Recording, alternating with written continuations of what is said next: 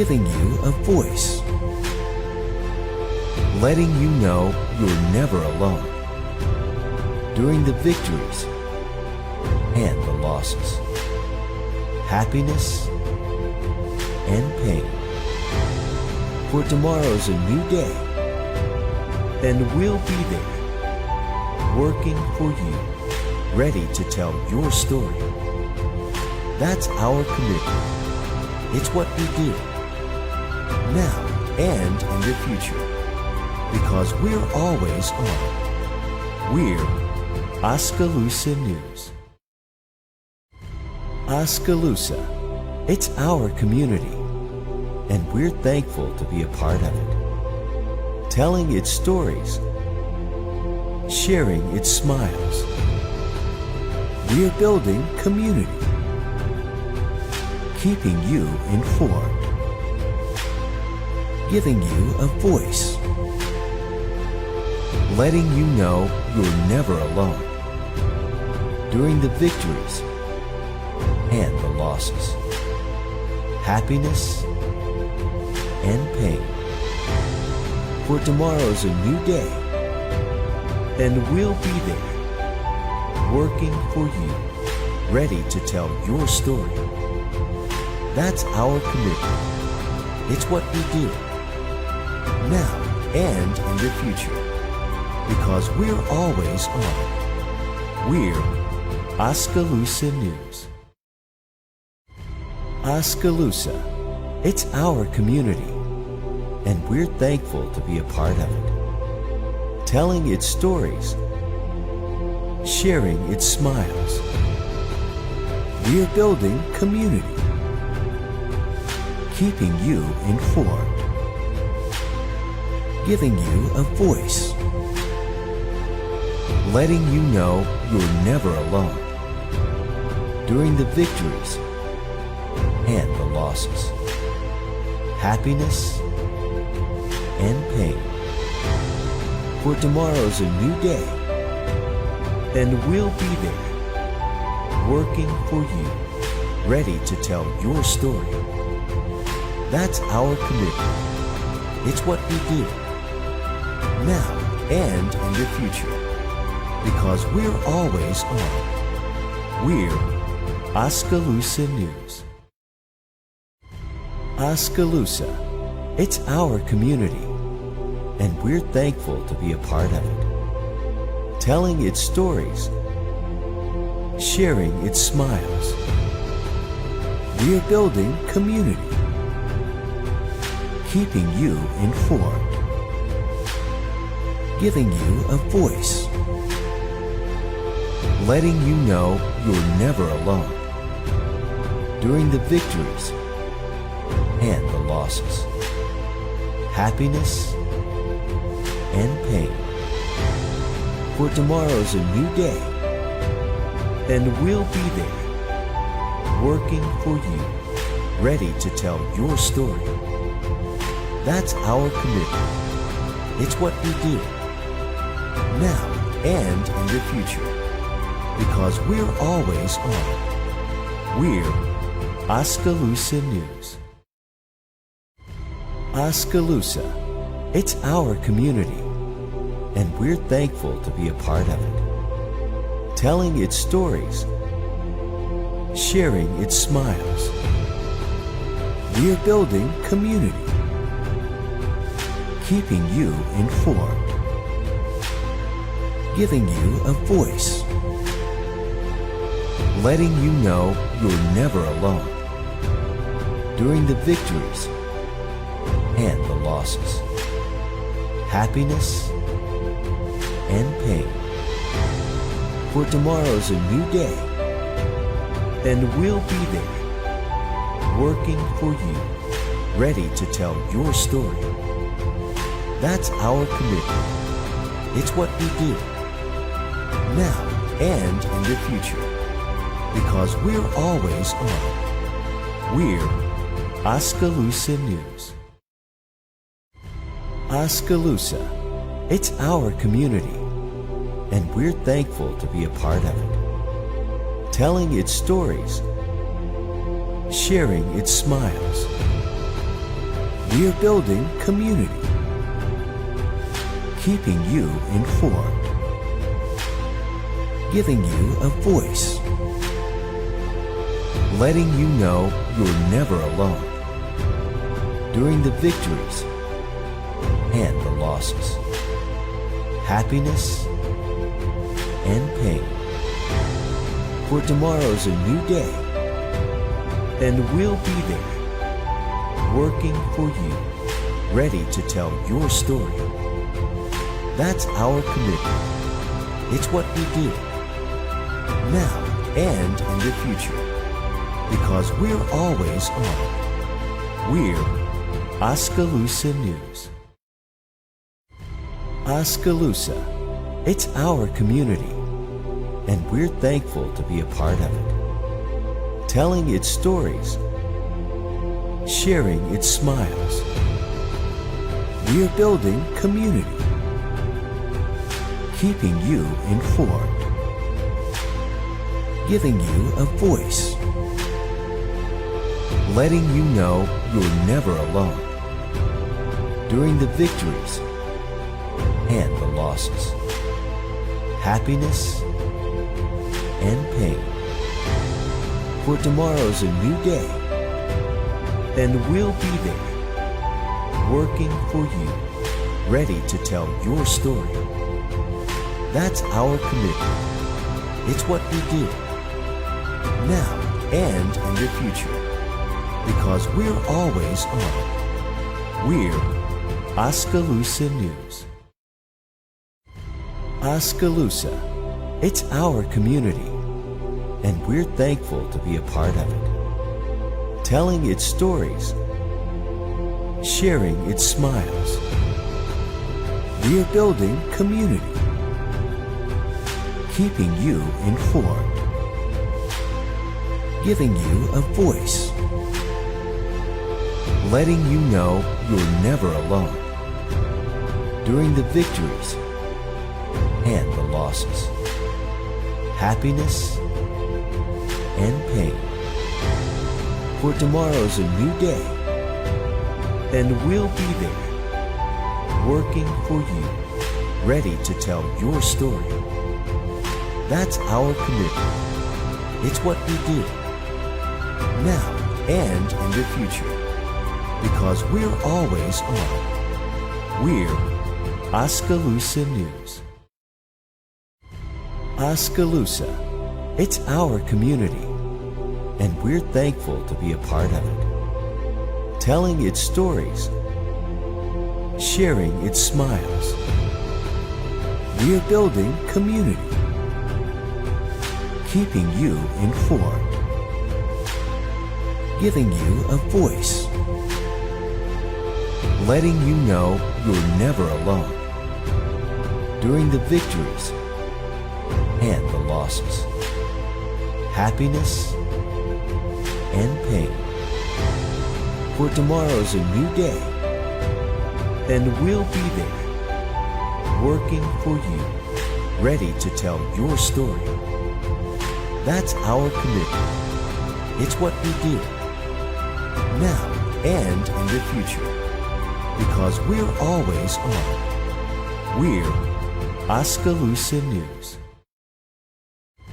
Oskaloosa, it's our community, and we're thankful to be a part of it. Telling its stories, sharing its smiles. We're building community, keeping you informed, giving you a voice, letting you know you're never alone during the victories and the losses, happiness and pain. For tomorrow's a new day, and we'll be there, working for you, ready to tell your story. That's our commitment. It's what we do, now and in the future, because we're always on. We're Oskaloosa News. Oskaloosa, it's our community, and we're thankful to be a part of it. Telling its stories, sharing its smiles. We're building community, keeping you informed, giving you a voice, letting you know you're never alone during the victories and the losses, happiness and pain. For tomorrow's a new day, and we'll be there, working for you, ready to tell your story. That's our commitment. It's what we do, now and in the future, because we're always on. We're Oskaloosa News. Oskaloosa, it's our community, and we're thankful to be a part of it. Telling its stories, sharing its smiles. We're building community, keeping you informed, giving you a voice, letting you know you're never alone during the victories and the losses, happiness and pain. For tomorrow's a new day, and we'll be there, working for you, ready to tell your story. That's our commitment. Oskaloosa News, and I'm glad that everybody is here. And so far, we're pretty social distance, so good deal. First of all, we have Mark Grinendike. He's the current county supervisor, and we have Catherine Goodman, and she's challenging. I'm going to give them each a couple minutes to say hello, introduce themselves, and kind of just, a little introduction. Good evening, everyone.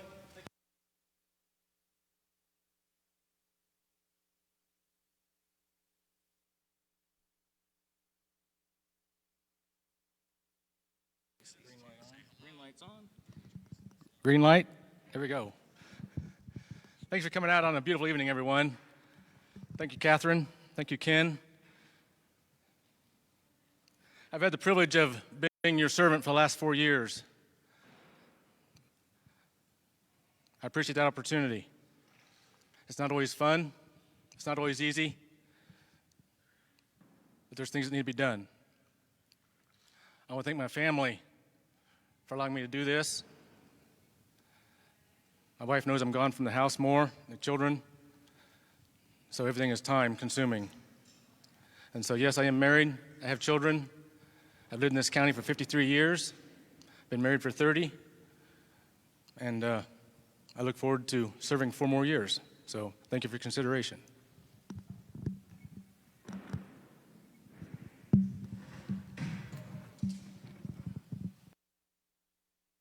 Hello, I'm Catherine Goodman. Just say thanks to everyone for coming out tonight. I know there's a lot of other things you could be doing on a Wednesday night, but to keep our democracy strong, we all need to participate in it.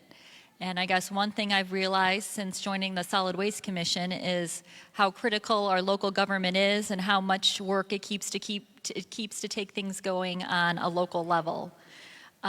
So just briefly about me, grew up was born in southwestern Wisconsin, came out to ISU, proud ISU grad in mechanical engineering, worked at Pellacorp in engineering and non-engineering roles, and lately I've been doing market research consulting. I feel I have some really valuable problem-solving experience in my professional background that could be deployed well for the county. As I mentioned, I'm on the Solid Waste Commission. I'm chair this year. Feel we have really made some great improvements there this year. I'm also a clerk for Black Oak Township. Just a couple of my key points are to represent everyone in the county, both whether you're in the country or you're in town, all residents of Mahaska County.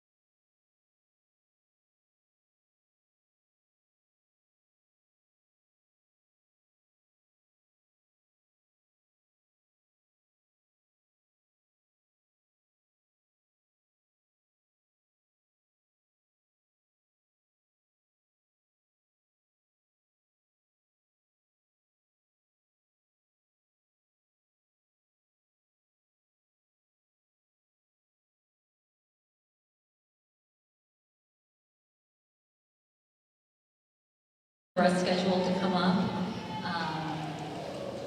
I'm always open and willing to listen to people. I've met with a bunch of people in different places around the county, including folks that told me they haven't, spoken with another supervisor, with another candidate. So we've only got 22,000 some people in the county, so we really all need to pull together to be successful, and that would be one of my key priorities.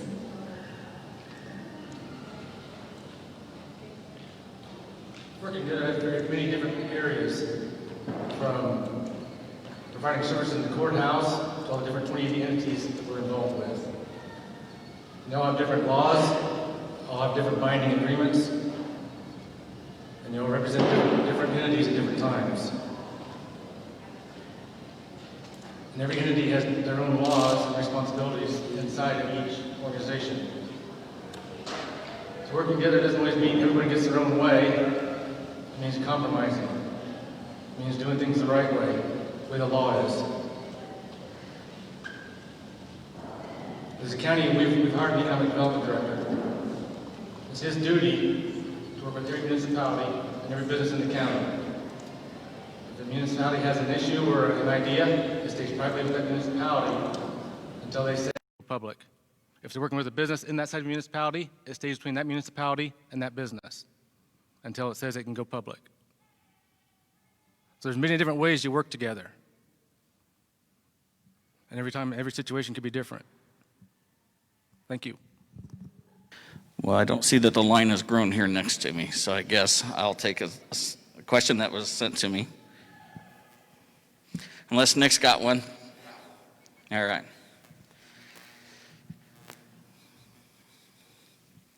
I wrote it down here. Oh, I got it. Oh, okay, sorry. In the last supervisor's election, and this is for Catherine, you were here and you supported Steve Wanders and Steve Parker, and you knew that their position was to, basically fight the airport, Right. and take that fight as far as it'll go. And now you say you're opposed to the lawsuits. No, I didn't say I was opposed to the lawsuits. I'm opposed to excessive spending on the lawsuits. Okay. I guess my question is, how do you propose to represent the people whose property rights have been hijacked and sold to big business through the 2080 agreement for the airport? And how do you propose to hold the cities of Oskaloosa and Impella accountable and give the citizens of Mahaska County their voice back on this issue? Well, I guess first of all, I'm doing that by letting voters have a choice in who they elect. And then, goes back to your earlier point, sometimes as a last resort, yes, legal action is needed.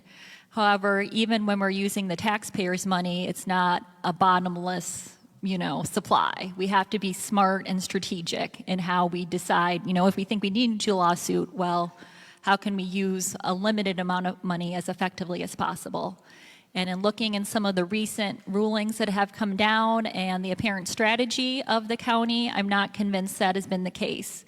For example, in the recent ruling by Judge Crystal Cronk, they had asked for a motion to reconsider of a 2018 summary judgment that had already been reconsidered in 2018. So I guess I'm not sure why you would come back again and have the attendant cost for that.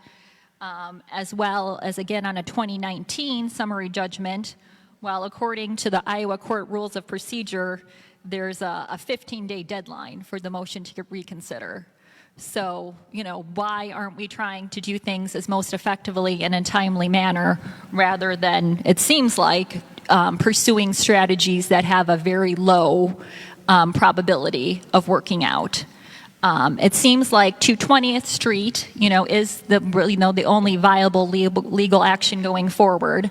In the recent Herald article, it was called out Jerry Nussbaum's letter for July 2013, where they quoted that Mahaska County will disconnect 220th Street. However, they didn't say in the next paragraph of that same letter that the action to disconnect will be undertaken if the potential impact to the county road network is addressed within the environmental assessment and acceptable mitigation actions are identified. So, I'm not a lawyer, but it seems like, there would potentially be some legal merit there, but there's not legal merit in just going back again and again on a motion that had already been dismissed.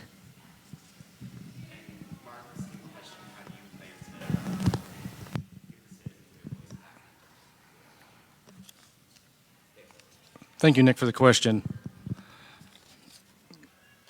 I think the last ruling was issued yesterday.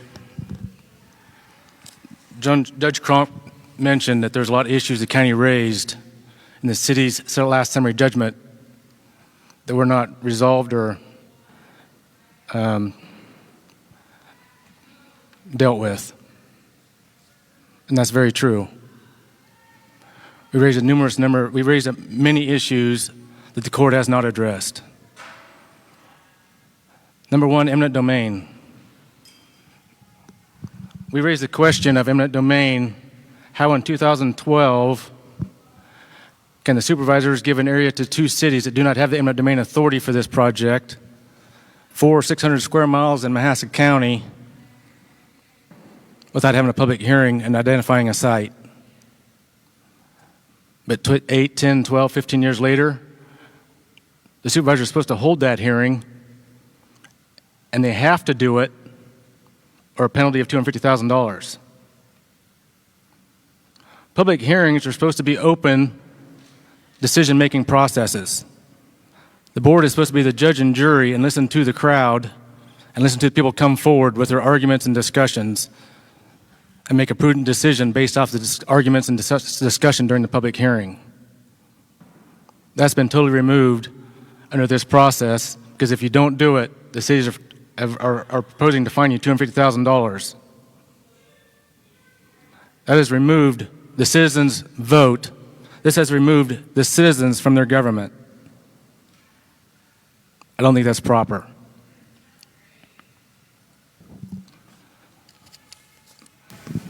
Can I just have a quick response to that? I guess I, certainly agree that's unfair as well, but I guess there's what's unfair and what's actionable from a legal standpoint.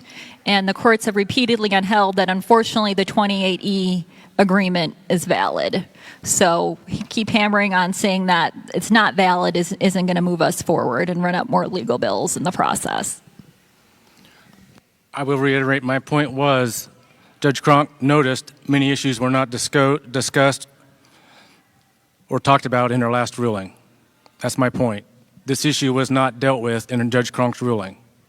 I'm just going to, 6B is the eminent domain chapter. The Board of Supervisors does not have eminent domain authority just because we have eminent domain authority. It's my understanding we only get eminent domain authority after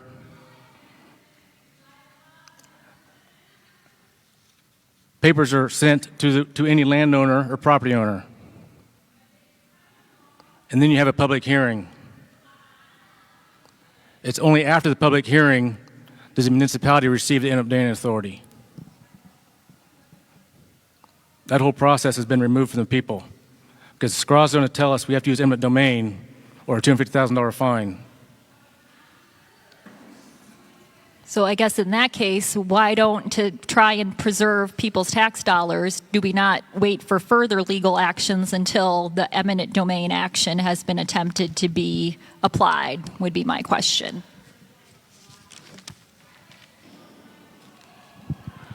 This is the Oski Herald from Wednesday, August 27, 2003. Regional airport draws fire. In the article, it states, at the time, the 2 cities and also the Mahaska County Board of Supervisors, if they choose to participate, could pick representatives to be part of an airport authority.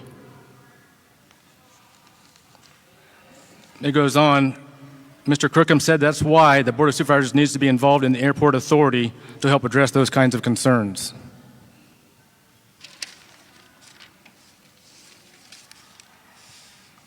Where does the supervisors get their authority to be involved with an airport? Can we just do a 2080 and do it out of the blue?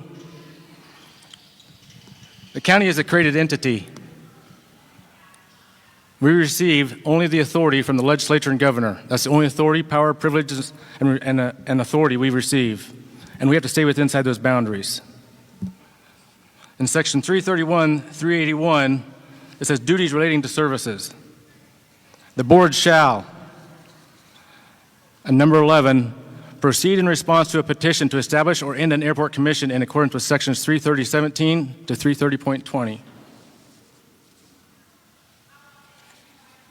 Now, I know we call this an agency, but where does the supervisors get authority to create an agency versus a commission?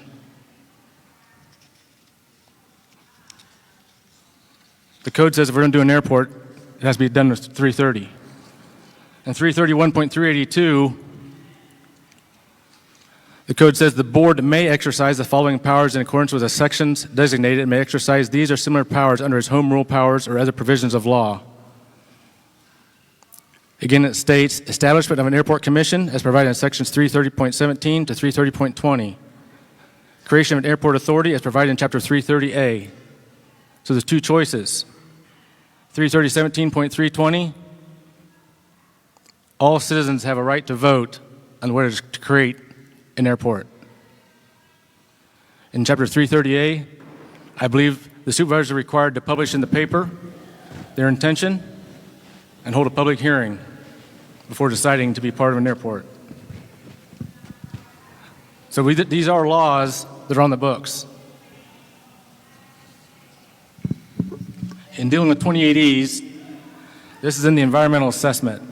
Just so everyone understands the language of 2080. 2080 is a reference to the Iowa Code chapter that governs a joint exercise of powers between two or more public entities. Chapter 28E, joint exercise of governmental powers, permits any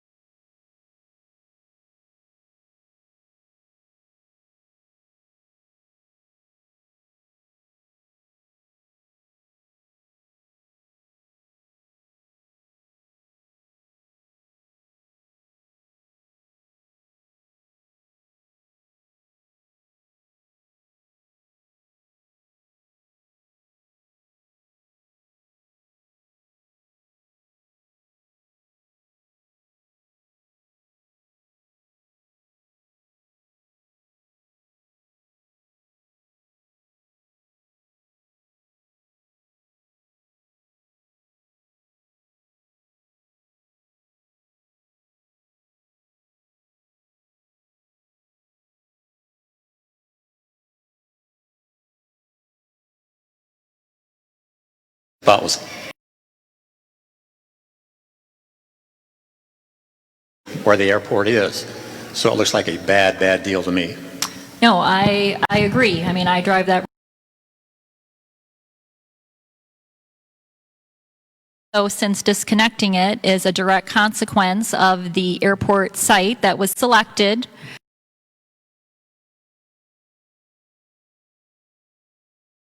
an intended cost with the project that would attendantly that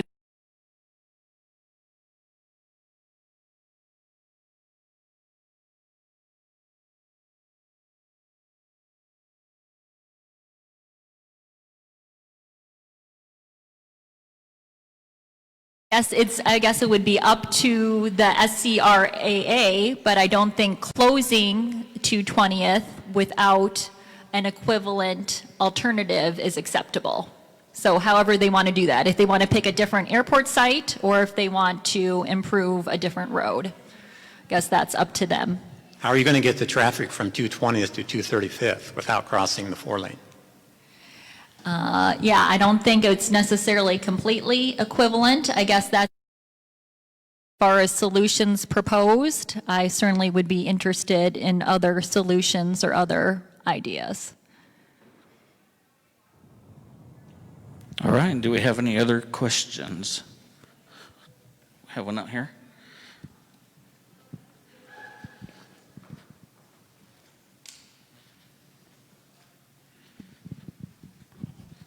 Just a quick question for Mark.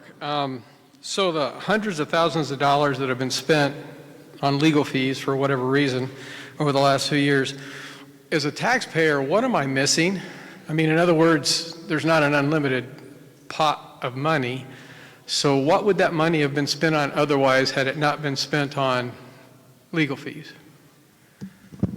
Yeah, thank you for your question. I'm not sure which expense you're referring to. Is it EMA 911 or the airport? I'm referring to the hundreds of thousands of dollars in legal fees in the last 4 years, not anything specific. Hundreds of thousands of dollars in legal fees. What that money that's spent, what would it have been allocated towards otherwise? What are we missing as taxpayers that we would have gotten had it not gone towards legal fees? That is a good question. I think the lesson learned here is to do things right the first time. Let's, I think the judge said it very well. There's a lot of issues that did not get resolved in her ruling. I appreciate your answer, but that doesn't answer my question. What are we missing with that hundreds of thousands of dollars? What would that money, where'd that money come from? What are we having to give up? You're right. It's absolutely missing out of our general fund. But let's put reality to this. I think you represent the city of Oskaloosa. In 2004 to like 2014, there was a lawsuit in Des Moines called Cragness versus City of Des Moines. And the city of Oskaloosa, I believe, filed Friends of the Briefs in support of Des Moines in those cases. The Supreme Court ruled that the city of Des Moines was taxing illegally. The taxpayers of Des Moines, I believe, paid out over $3 million to the opposing counsel when it was said and done. They also had to come up with the money to reimburse the illegal taxation, and businesses to figure out who the money came from, what percentage should go back to each individual. And I think if we're not careful, we're looking at the same situation here with some of these circumstances. So we can talk about hundreds of thousands of dollars now, but we're already looking at millions of dollars on the other side of it. Still don't have an answer to my question.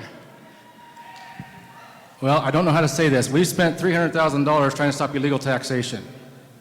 The judge has already ruled the first 4 years of the EMA 911 contract is invalid. Therefore, that taxation that was built off that contract is invalid. 9 times 4 is $3.6 million. The issue is, where are we going to come with $3.6 million to reimburse? Okay, that's a hypothetical at this point, and the 28E issues with the EMA and 911 have since been rectified, but there's still been another lawsuit since filed on it again. Let's go for number 2. It doesn't seem like I'm going to get an answer to number 1. So number 2 is, and this will be for both of you, hypothetically, let's say that 2 governmental entities enter into a 2080 agreement in 2021. After one of you are elected. And for some unknown reason, these governmental entities need to be together for a regional project that's a multi-million-dollar project, and 7 or 8 years down the road, neither of you are on the board anymore, the supervisor, and they decide that, oh my God, these people must have been thinking crazy thoughts 6 or 7 years ago, and what could they have been thinking? And now we're in the middle or starting a multi-million-dollar project, and they find that you didn't know what you were talking about, or thought, at least they think that you didn't know what you were talking about. How do we move anything forward regionally under that type of situation? I guess I'll go ahead. I think one of the key problems with the airport agreement is just how it was proposed initially, and information shared or not shared with the public. You know, I live out by Leiden, so the first time I ever heard about it was after the 28E was already a done deal from a neighbor. And I know maybe a few folks were aware of it, but I'd say a lot were not. And then, you know, so I think really it's our duty to make sure that we're not pushing things on the public, we're you know, selling things to the public or sharing all the information as we go into it. For example, we keep hearing that the airport is for economic development. Well, just a couple weeks ago, I asked a member of the SCRAA if there's ever been an economic impact study done, since you think there would be, since it's supposed to be for economic development. And I was told, no, there hasn't been because it wasn't a requirement by the FAA. Well, okay, it wasn't technically a requirement, but don't you still think that would be a great idea before starting on this immense project? And also, more importantly, for getting the buy-in of the public with that. So I think, public officials and people leading these kinds of projects have a huge responsibility to have it be a grassroots thing from the beginning, rather than presenting things as a done deal that people only find out about after the fact. I would agree with that. I think it goes back to following the code and let the people vote on it, as the code states. But I'm going to address an issue that was stated a little bit earlier about the issue that the EMA 911 thing has been rectified. Judge Cronk ruled on one issue. This was talked about openly in the public meeting in the January Board of Supervisors with the county attorney after a closed session. The Oskaloosa Herald quoted some of the conversation that was said in that meeting. And this is a quote. So we're talking about levies that were collected while the contract that is now ruled void was in existence. So I believe the point Mark is trying to make is the money that got collected under a levy that was pursuant to a voided contract, a lot of that levy was defined for 911 services. What do we do with the money in hand now? That money would be used to fund 911 services for the remainder of the fiscal year. So I'm assuming it's a pretty urgent question because they need that money to operate. My reply was, the next payment was scheduled for the 1st of March. The time frame Ritland said was very tight to get a ruling from the courts. So you can't try to get a ruling, but it's possible you can not get a ruling until after March 1. That's very realistic. Courts don't usually operate on that time frame you're currently thinking about. Our county attorney said there's two important questions that are unclear. One, even if the voting is proper, can the entities combine? The judge did not answer that question. We do not know if there's an issue with delegation of authority. There may or may not be, but the court didn't decide that matter one way or the other, so we just don't know these sort of things.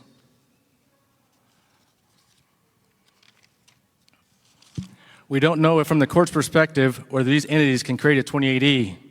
That was, again, raised in the underlying issue, but was not answered. As long as those issues remain unresolved, there will be ongoing uncertainty in the process. It goes back to Chapter 28E. Both entities have to have the same authority to combine. The 911 Board has zero taxing authority. EMA has zero taxing authority for 911 purposes. So how do you have two non-taxing boards mandate a levy? No, EMA is a board that has a power to levy, and it's also able to define what its mission consists of for its levying authority. So I'll have to disagree on that assessment. Chapter 331.381. The board shall provide for emergency management planning in accordance under Section 29C9 through 29C13. This issue was addressed to the court in the previous ruling. That is EMA's argument that we can do anything we want. We have unchartered authority as long as we can get a majority vote. We can do whatever we want, and we have the county's attorney, or we have the county's levy to do it all. I'm not sure the court's going to buy that, because if you're not a created entity with a specific purpose and boundary and defined, I think the court's going to call that municipality unconstitutional. We have a senator here sitting with us. Ken, do you want to weigh in? Is it your responsibility, or would you rather just sit out? So I guess that issue was not resolved by the court at the time as well. I guess if I can just share some historical perspective on this arrangement between EMA and 911. I recently talked to Mike Vandermullen, who was the supervisor when this was created and is a lawyer himself, and he stated, at this time, You know, it was completely non-controversial. It was reviewed by several different lawyers, all gave it the okay. You know, so it just seems strange that all of a sudden now it's becoming an issue. And also on the state level, I talked to, I think it's like Chief Deputy of Homeland Security and Emergency Management, John Benson, and he said, you know, obviously, things are very, very much varied across the state, how each county does it, but this arrangement certainly is not unheard of by any means either.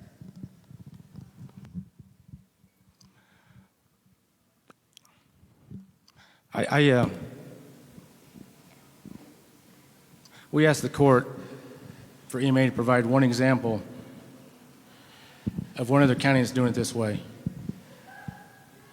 There was none provided.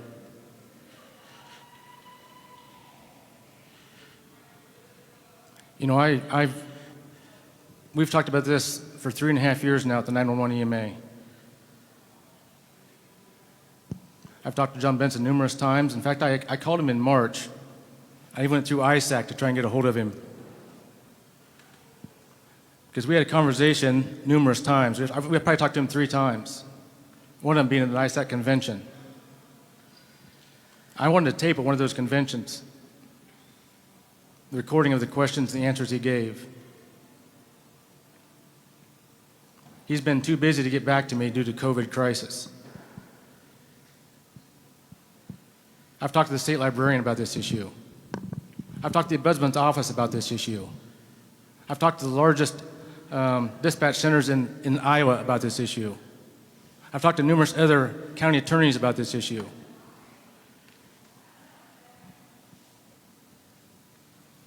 If you even look at Chapter 34A, the language dealing with 911, it specifically states Chapter 28E can only be used to create a new entity by the municipalities. All right, Mark, we have some other people that want to ask questions, so we're going to try and move along here a little bit. So, did you have a question, sir? All right, if you could stand, please. So let's maybe move in a little different direction than what we're doing here right now, rather than justifying what's been happening or what's been done. I'm curious to know, and this is to both of you, pertinent to the gentleman's comment before about tax dollars and what do we get for our tax dollars. So I'm curious, moving forward, post-election, either one of you is elected. What I want to know is, what do I get for my tax dollars with you on the Mahaska County Supervising Board? What do I get relative to public safety? What do I get relative to conservation? What do I get relative to public health services? Anything along those lines would be great. Thank you. Yep, great question. I guess, first of all, in terms of public safety, I would move with all possible speed to get our radio system in place. So our first responders that put themselves in harm's way to keep us safe have a radio system that works. So that would be a key priority. As mentioned, conservation, funding that is a top priority with me. We have this beautiful environmental learning center. However, it's only open 12:30 to 4:30 Monday through Friday. And I don't know how many people are available during those hours to take advantage of that. Let's spend a little bit of money to, get it open on the weekends so people who work during the week can come to that. Another thing is a full-time county engineer. I checked the date, and our last full-time engineer, Dave Shanahan, his last date was November 3rd, 2018. So we're coming up on 2 years of not having our full-time engineer. We do have an agreement with Keokuk County to share their engineer, and that's a great short-term thing, and I've heard everyone speak very highly of his abilities. However, he's only one person, and there's a lot between both counties. Between both counties, there's 1,896 miles of county road and 428 bridges. So, there's only so many hours in the day to keep track of that. And we want someone who just can't maintain that, but can help move our transportation system forward in the future. I know I've heard it's really hard to find county engineers. I'm sure it is. But my experience on the landfill, there's not tons of highly qualified landfill managers either. However, after our last manager had his last day at the beginning of February, We were, strategic and smart and made an effort to go out and find good people. And so we had a new, highly qualified manager who's been doing great things in place by the beginning of June. So, I just don't think it's enough just to say it's too hard, we can't do it. We just need to go make that happen for the county. Those are the few things where I would focus going forward. Thanks for the question. I do apologize. I did bring the budget for this year along. I don't know where I placed it, but we're spending a little under $1.5 million for the Sheriff's Department. We bonded for the radio, so it's $380,000 payment now on your taxes. I'm going to guess around $650,000 for the county attorney's office. And I'll be honest with you, I can't remember all the other independent offices where your tax dollars are going to. For conservation, a year or two ago, we gave them quite a sum of extra money to open the building, and instead they gave 8% raises to their employees. I guess I'll interject that was to bring them up to just kind of the comparable thing of other surrounding places in the state. It would be more expensive if we lost highly qualified people to other counties because they were underpaid and then had to try to replace them. Is it okay if I finish? Yeah. Thank you. Infrastructure. On the penny tax, we bonded against roads. We're also bonding against windmills to fix the roads up in the northwest corner of the county. We are currently working with the businesses in the city of Oskaloosa to work out how to do an east side connector, both in the southeast and the northeast. So I'm sure that'll be some more bonding there. So, it's basically the county routine stuff, but we're going to be adding if we do the connectors, it'll be more debt. Because we don't have all the cash on hand. We're talking quite a significant project if we do both sides. All right, I think we have another question from the audience here.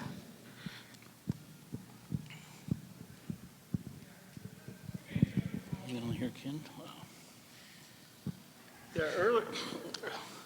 earlier there was some discussion on the power of eminent domain and whether or not it was theoretical at this point or not. Let me read you a paragraph from two of the warranty deeds that were filed at the recorder's office in regards to the airport acquisitions. This acquisition is for public purpose through the exercise of the power of eminent domain, and declaration of value is not required. Iowa Code Section 428.1. Would you consider that the use of eminent domain? Yeah, good question, John. I think I remember seeing this point brought up previously, and that, I'm not a lawyer. I don't have access to hundreds of thousands of dollars in lawyers. I guess I can just say at this point what I saw reported. I believe you brought that question up to the SCRAA, and their attorney said that's standard boilerplate language in a deed. So I guess that's all I can tell you about it at this point. I know that the people who have sold so far have sold willingly given the price they were offered. All right, well, we have a question from online. Can I respond to that? Sure. In regards to that, I believe that the state of Iowa tax authority has came down and required changes in that code. I think you're correct, John. The Iowa Department of Revenue has now got involved to correct the mistakes of how they're filing that. And so that is unfortunate, but that is an error that is being corrected. All righty. George Debekis, Mayor, University Park. We're a county of 22,000 people. All we do is fight right now. We fight between the rural residents, the unincorporated areas, and the incorporated areas. We spent $870,000 on outside attorney fees, and I just heard you say that we spent $640,000 on our county attorney. That's a lot of money. I guess if we always do what we've always done, we're always going to get what we've always gotten. I'm going to start with you, Catherine. What will be your strategy to bring the county back together and work hand in hand together so we can make our county better? Good question. It's like you said, we are too small to spend all of our time and energy fighting each other. And I guess, I didn't think about this initially myself, but I've been told, when you're thinking of the cost of these lawsuits, it's just not the legal costs themselves. County employees are having to spend significant amounts of their own time to deal with them. So I guess just mentally add that to the ledger as well. But I guess, you've seen, already, George, I've been to the University Park City Council meeting. I don't expect folks to come to me. I go out to them and ask for their ideas. And I don't assume that, I have all the answers or I know everything. I'm willing to hear what's important to them and not just be stuck on my own agenda, but be willing to, if it's something that I hear that's important from a lot of people, well, maybe that's something I need to look into and address, even if it's something that wasn't on my own radar before. So I guess in a nutshell, that would be my approach. Thanks for your question, George. We've been in these conversations before, and we battle back and forth on EMA. I think the primary issue, role that needs to be discussed is what is the county's responsibility, what are city's responsibility? If we're going to have peace in this county, each entity needs to know what responsibility is whose. I'll give you an example. Even straightening up who had authority to vote on the 911 board, when we had a work session, there was the city's representatives were asking numerous times, how can we get around this law? And numerous times the county attorney had to give the same answer. There is no way around law. So, it's not fun figuring out whose boundaries and responsibilities are what. It's not fun trying to figure out where the money's going to come from. But we really do need to understand whose responsibilities are whose, and if we're going to do it together, how much is going to be responsible for each party. We've got numerous 28Es, and we're struggling with understanding that the bylaws cannot exceed the limits and statutes of the 28E. And so there's some of these things that we can just work through, everybody get on the same page to keep moving forward. We're doing that now at the Landfill Commission. So I think some of the stuff is just basic stuff to understand which rule is whose and how we're going to do it together if it's both parties' responsibility.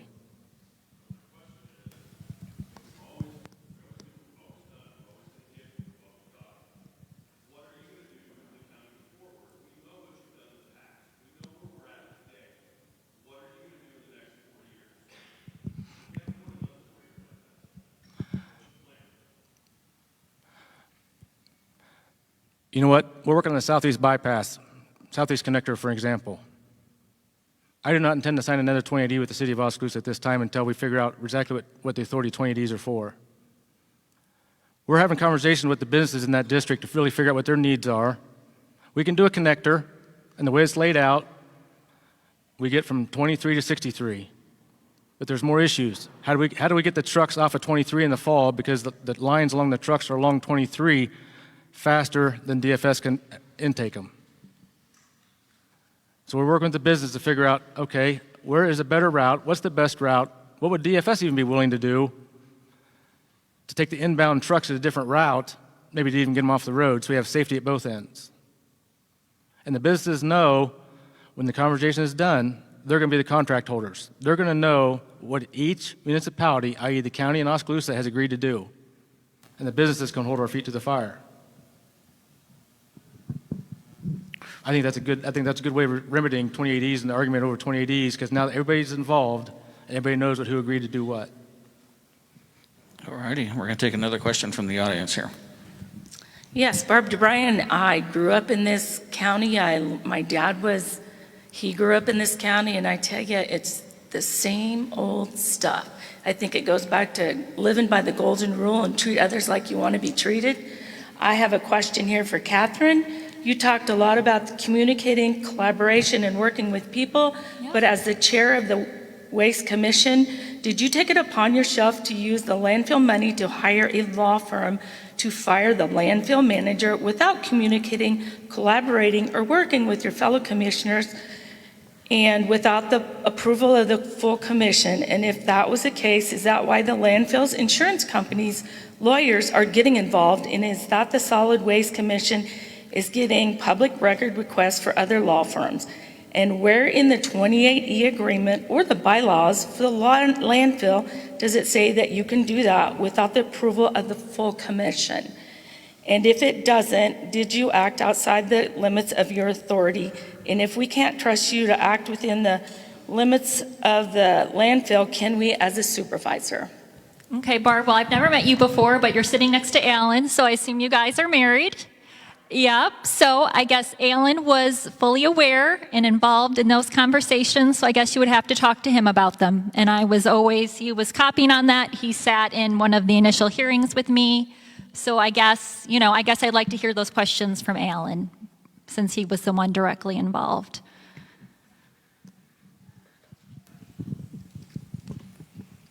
Okay, Catherine. Yep. What did you do to put yourself into a place where the supervisors felt the need to recall your appointment? I don't know, Alan. You'd have to ask the supervisors. The only answer I got from Mark was that I was attorney shopping. So I guess take that as you will. That's the only answer I got about it. And you'll note that the only reason they backed off from that was several other members of the Solid Waste Commission came vigorously to my defense and said that that was out of line. I don't think that's true. Okay, pull up the minutes from, or the recording from the April 3rd meeting. I don't think you called into that, but several other people did, and you can see that there.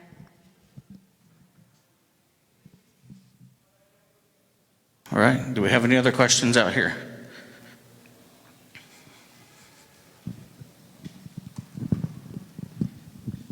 Yeah, this here is, it's clear that the case of the EMA is a result of the city administration of Oskaloosa trying to pass its share of the public safety costs onto the county tax levy. If we do not use the courts to rectify that, what is your plan to make the cities pay their fair share of public safety to make sure Mahaska County residents aren't being improperly or unlawfully taxed? And I believe as of July of this year, that amount was $460,000 as reported in the media. I guess I'll go ahead and respond to that first. I guess, I wasn't involved in the conversations at that time when that 2080 was created. I do know from talking to Mike Vandermolen, who was a Board of Supervisor member, was that taxable arrangement, he said, was solely just to simplify things and make things easier. There's like 5 different methods for EMA funding in Iowa code. So, okay, we don't like one. Well, let's talk to each other and see if we can come up with another one that we're all good with, rather than just trying to hash it out through the courts and run up everybody's legal bills. Thank you, John, for the question. This has been a discussion in the EMA 911 meetings. I have proposed 3 or 4 different ways of funding this, and they've all been declined. Going from a formula of valuation, population, calls to, there's all different formulas one could use, and they've all been declined. It just goes back to, we talked about this 28E. We've got a 1990 28E. It's called the 911 Board. They were charged with the duty of operating the dispatch center. They're a non-political subdivision. Chapter 28E.2 defines public agency and using it as a contract as a political subdivision. Jamie Robinson, the administrator, even acknowledges they're not a public subdivision. John Benson understands they're not a public subdivision. It goes back to, we don't do just the right way. You go back to the discussion, how are we going to work together? Jamie Robinson told the city, let's put it on my levy. It's going to free up your levy to spend it someplace else. We talk about higher taxes. The cities didn't lower their taxes when they put it all on the county. In fact, if you go back to 2015, at the next budget time after this was signed, Some of them are not even at the $8.10 limit yet, and they raised them after they stopped paying for public safety.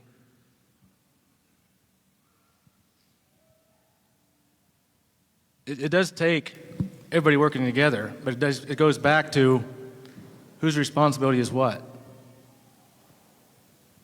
If you want police protection, the city is required to have police protection. The county is required to hire a sheriff. And we've heard the argument, the city say, well, let the sheriff do it. And there's been a Supreme Court case, and we talked about this in the work session with the cities. The county attorney actually sued a city because they refused to hire police protection.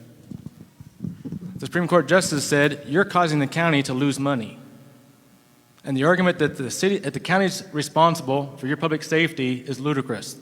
Because the county can say, you know what, we pay taxes to the state can do it. The state can say, we pay taxes to the federal government, let the federal government do it. The justice finally said, it's ludicrous, it's your responsibility, you take care of it. Every municipality gets to decide of how much level they want to fund public safety. It's not just a county issue. It's everybody's responsibility. All righty, we have, I think, one more question from the audience, and then we'll swap out candidates. Hi, I am Kyle Brown, and I'm born and raised here in Oskaloosa. My question is just, what's the end game with the airport? At what point do we decide that the courts are going to continue to side with Oskaloosa? Are we going to continue to just put hundreds of thousands of dollars into lawsuits that aren't going to go anywhere? I'll be honest, I don't really care one way or another about the airport. It doesn't personally affect me. I understand that there's a lot more that goes into it, and I do have personal feelings there. I don't really need to get into them here, though. But there's more to being a county supervisor than the airport. I think we can all agree on that, right? So where's the end game? Is it $2 million? Is it $5 million? Is it 5 years, 10 years? What are we doing here? I mean, really, that's basically my question, so. You know, I appreciate that question, but I don't think this is about an airport. The question, I think, needs to be reframed. What are your privileges worth? What is your involvement in your local government worth? No, this is directly about spending money. This is not about my privilege. I would specifically like to stay on the airport here. And that's what I'm staying on. If the supervisor is going to get involved with an airport, according to Iowa law, you're supposed to be entitled to a vote or a public hearing. Yeah, but it's not up to you. It's up to the courts now. That's become very obvious. So what are we going to do? Just keep going to the courts with losing lawsuits? If you guys win, that's great. Again, if the airport doesn't happen, that's fine. But so, where's the end game? So one of the reasons we've spent so much money, the first ruling came where the judge said it's a valid contract. Let me please. The city soon after sued the county. You cannot appeal to the Supreme Court while there's an interlocutory appeal going on. So this whole time, the cities have had claims against the county for things we never even voted on and approved. And now they've dropped those claims. But they haven't dropped the case with prejudice, without prejudice, so it's still there. So I don't know. I'm one member of the board. The county attorney will be involved. The outside counsel will be involved. We'll have to see next week when we have a meeting. The landowners involved. Landowners involved. There's a third party suing you. There's nowhere to run. You're involved. I don't have the answers. No, if once it gets to the Supreme Court and there's a decision done, it's over with. That's the final answer. I'm sorry? That's the next step. Then it's a dead issue. Thank you. So we're going to, you'll have to wait, Nick. So I'm going to politely ask these two to come back after our next guest. I have fresh water for those folks, and we'll kind of go to a commercial break until then. It's what we do, now and in the future, because we're always on. We're Oskaloosa News. Oskaloosa. It's our community, and we're thankful to be a part of it. Telling its stories, sharing its smiles. We're building community, keeping you informed, giving you a voice, letting you know you're never alone during the victories and the losses, happiness and pain. For tomorrow's a new day, and we'll be there, working for you, ready to tell your story. That's our commitment. It's what we do, now and in the future, because we're always on. Looking for our other candidate. Oskaloosa News. Oskaloosa. It's our community, and we're thankful to be a part of it. Telling its stories, sharing its smiles. We're building community, keeping you informed, giving you a voice, letting you know you're never alone during the victories and the losses, happiness and pain. For tomorrow's a new day, and we'll be there, working for you, ready to tell your story. That's our commitment.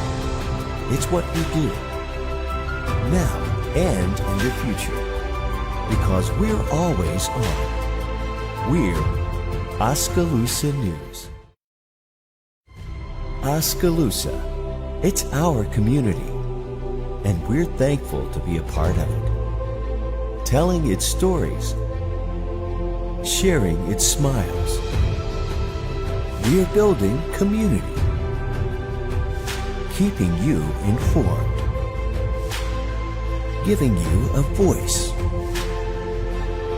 letting you know you're never alone during the victories and the losses, happiness and pain. For tomorrow's a new day, and we'll be there, working for you, ready to tell your story. That's our commitment. It's what we do, now and in the future, because we're always on. We're Oskaloosa News. Oskaloosa. It's our community, and we're thankful to be a part of it. Telling its stories, sharing its smiles. We're building community, keeping you informed, giving you a voice, letting you know you're never alone during the victories and the losses, happiness and pain. For tomorrow's a new day, and we'll be there, working for you, ready to tell your story.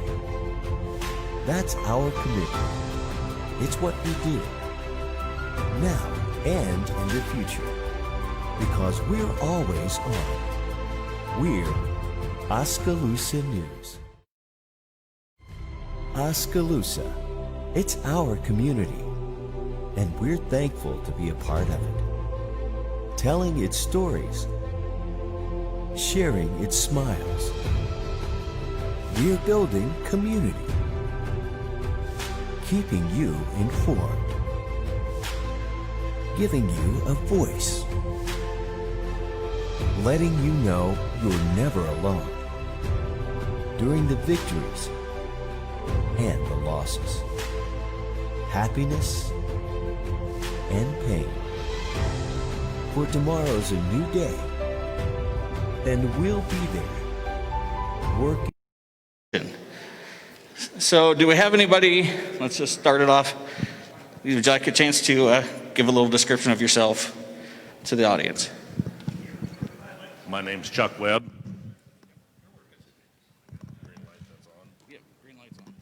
Okay, my name is Chuck Webb, and lived here in Oskaloosa since 1974. In the city until 1982, now in the country since 1982 till current. I live out on the Glendale Road, out by the Pioneer Farm. Married, going on 46 years this year, Joyce Burke. That was her maiden name. So my concern here is twofold. There's some concerns out here from county attorney, different legal people that I want to dig into and try to find out what's going on, number one. And then number two, I do know Steve Parker, and that's the spot that I'm trying to fill, is that 2-year term. And I know what his agenda was, and I just want to move his agenda forward. So that's where I'm at, and that's what I'm about. Thank you for coming.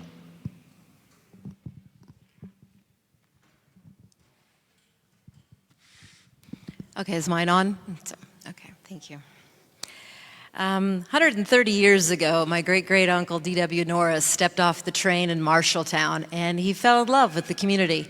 And he worked and then ended up buying the Marshalltown Times-Republican, and then he also bought a little company called Lennox. It was to keep his father-in-law busy, and that built up into an international company. But he also served the community throughout, and 100 years ago he was on the Good Roads movement. It was get Iowa out of the mud, okay?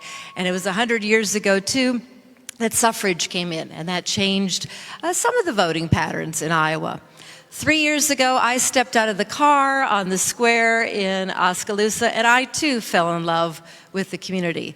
It was December, the snow was lightly falling, the Christmas carols were playing.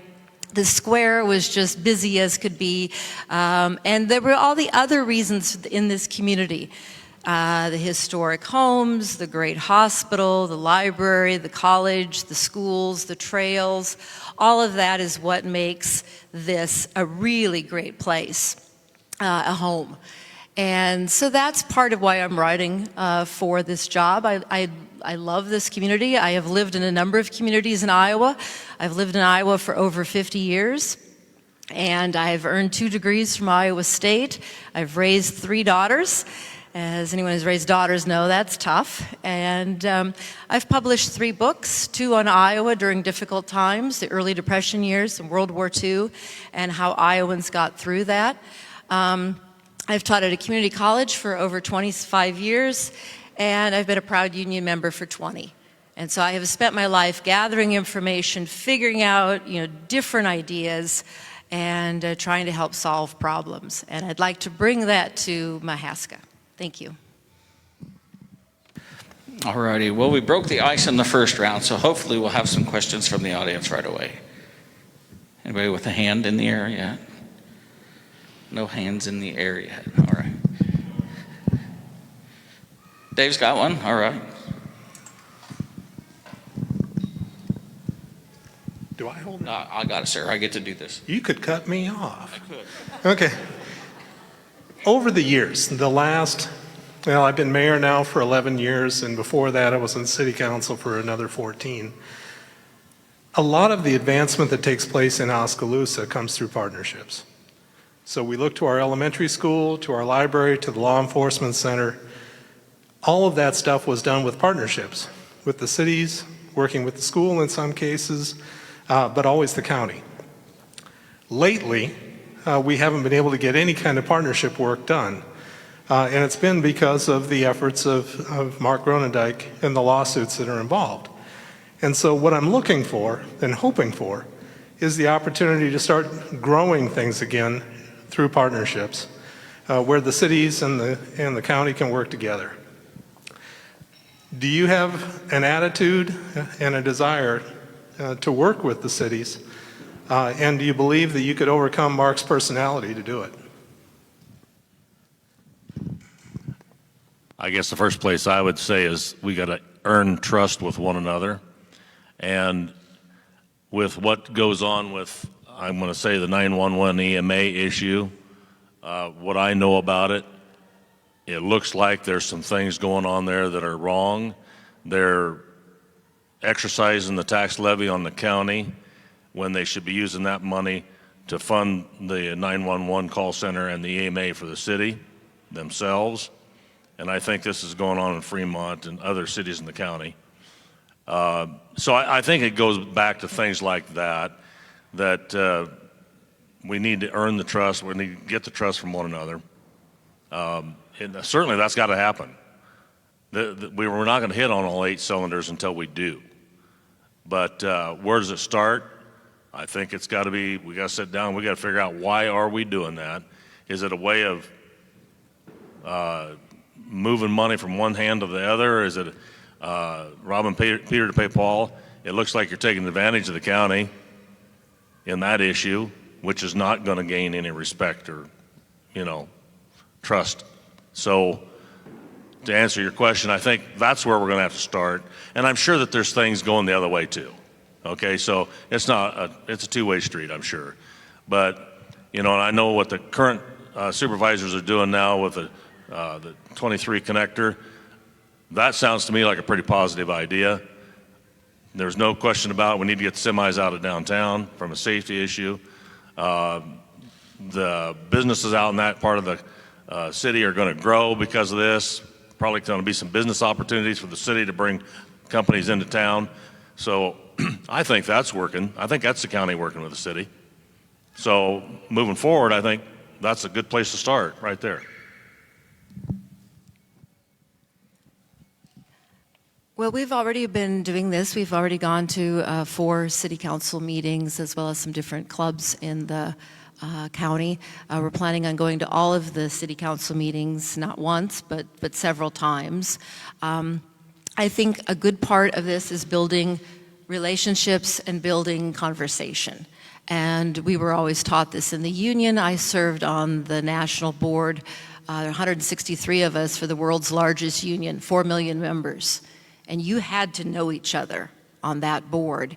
And you had to know all sorts of things about each other and to trust each other and to have those conversations so that when something got really contentious and it was important or it was a crisis, you understood each other and you knew how to act and that. So I think it's very important to get out to the cities and to find out what each city has different concerns, different responsibilities, what's on their wish list. What do we want to do? What should we be working together on that? And so I think that's really important, is to learn that and to respect each other. People have certain areas of expertise that I need to sit and listen to. And so, people who've been doing this quite a while, as you said, for those, I need to hear that, And so I think that's what I would work on and continue throughout my term. We have anybody else? Did that answer your question? That answer? Okay. Anybody else? Another follow-up, Dave? All right. Just as a point of clarification, my understanding was that when the funding for 911 was changed, where it was the cities that were paying a certain portion and then it was shifted over to the county, that came from the county supervisors as their idea. And so it wasn't the cities trying to push it on, it was the county who said, we think we can simplify things by doing it this way. Just put us in charge for the whole levy. Was that back in like 2015 or? That's my understanding, yes. And I understand at that time the EMA 911 was $450,000 a year. Yeah, I was not on the now it's board. In excess of $1 million. Okay. So the thing's escalating right now. Okay. But there's a board that should be managing that, and I imagine you get what you pay for. What I learned at one of the city council meetings is that it was a simple act of not looking at the calendar and taking into account the fiscal years. And so this came about after mid-March when budgets had already been decided in many cities. And it's personally, I hate to have a bill sprung on me. On how am I going to figure that out and that. Whereas if this is brought up, this is something we can plan and budget for, this is something that we know of, we're working through this together, that's going to have a whole different feel than something sort of slapped on you. And that was how people felt, is what I've gathered. And oftentimes how you feel about an issue is much more important than the actual, sometimes bits and pieces of it. People wanted to plan. Certainly all of us agree we need an emergency system, but how are we going to do that in the best way? All right, and we have another question from the audience here. So again, as I asked of the previous candidates, this is to both of you, but Chuck, you mentioned in your opening statement about like what you would want to do when if you were a Mahaska County Supervisor. You talked about the county attorney and some other things that you wanted to dig into, and then you talked about the previous supervisor and his agenda. So I'd like you to speak to like what that is and what you would do if you were elected, right? So moving forward, what is it? What's your agenda moving forward as a Mahaska County Supervisor? And also to you, I would ask that same thing. If you were elected, what's your vision for Mahaska County and what things would you like to see to be done here? Well, I believe, excuse me, I believe that starts with the airport issue. And Steve Parker was not in favor of the airport. I think what I'm thinking about there is I don't like the way it was ramrodded through the system. I would like to see a personal vote like it was years before, and it was voted down. So then it gets to be, and we go back to trust and this type of thing. So then we get to be shoving things through in the darkness of night when the public don't get a chance to vote on it, and it's too far along before they find out. And that's what gets people upset. If it would have been voted on by the public, and it was a unanimous vote, I'd support it all the way. Because that's going to be my job if I get elected, is to support the public, the people I work for. So, and that goes back to the honesty and trust. I mean, it goes hand in hand. So, I don't know if that answers your question or not, but that's, and then he's keeping the courthouse, naturally. He's also going to be big in the medical, the handicap medical in the county, and funding the offices in the courthouse. So, but his big issue was going to be the airport. So, it's not that I'm opposed to the airport per se, but I am opposed to how it got handled.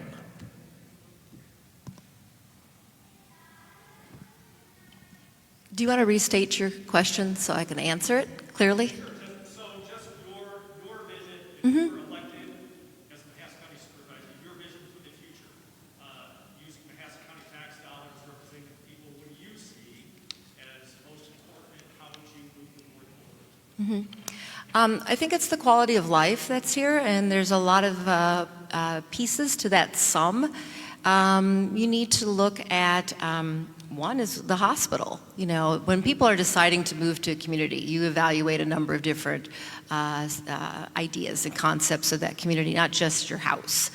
And so is there a hospital and what that is? We've got a fantastic county hospital here. You want to look at the educational system and what the respect is for that and the quality of it. What's the viability of the town square and the other businesses as well?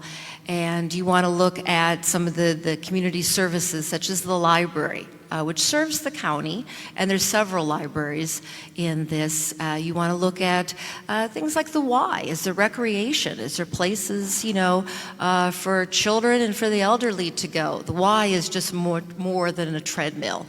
You want to look at the recreational systems. I grew up in a park, you know, and so, you know, this is something that people feel good about. They can come out and they go camping or hiking or just to have that kind of reserved land. And so it's all of those things that are adding up. And this is what the County Board of Supervisors does.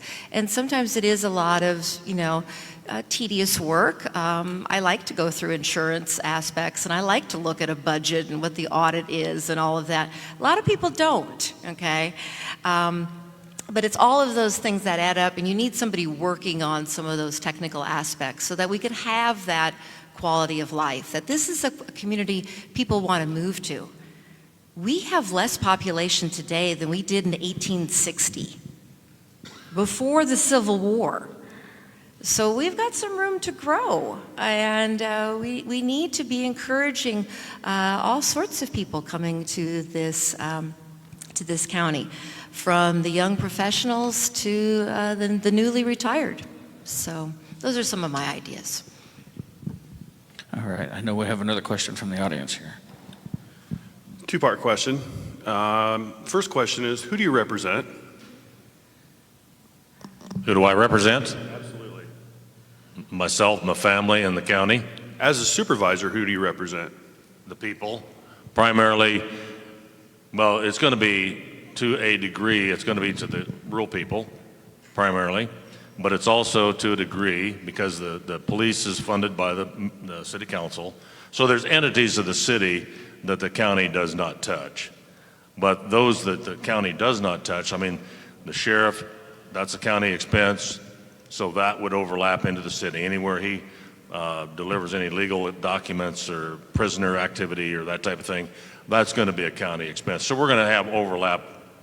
So to answer your question, everyone in the county is who we're going to represent, one degree or another. Lisa, do you want to answer?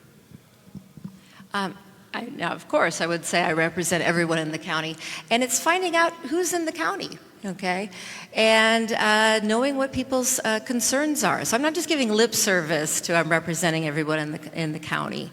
I want to see the schools, and I want to see the clubs, and I want to see what's going on in the parks, and I want to see all of that, and having truly an open door policy. So these are times, you know, if you want to come to the courthouse and talk to me, feel free, and that you feel welcome to come. Not only you, but your son as well, okay?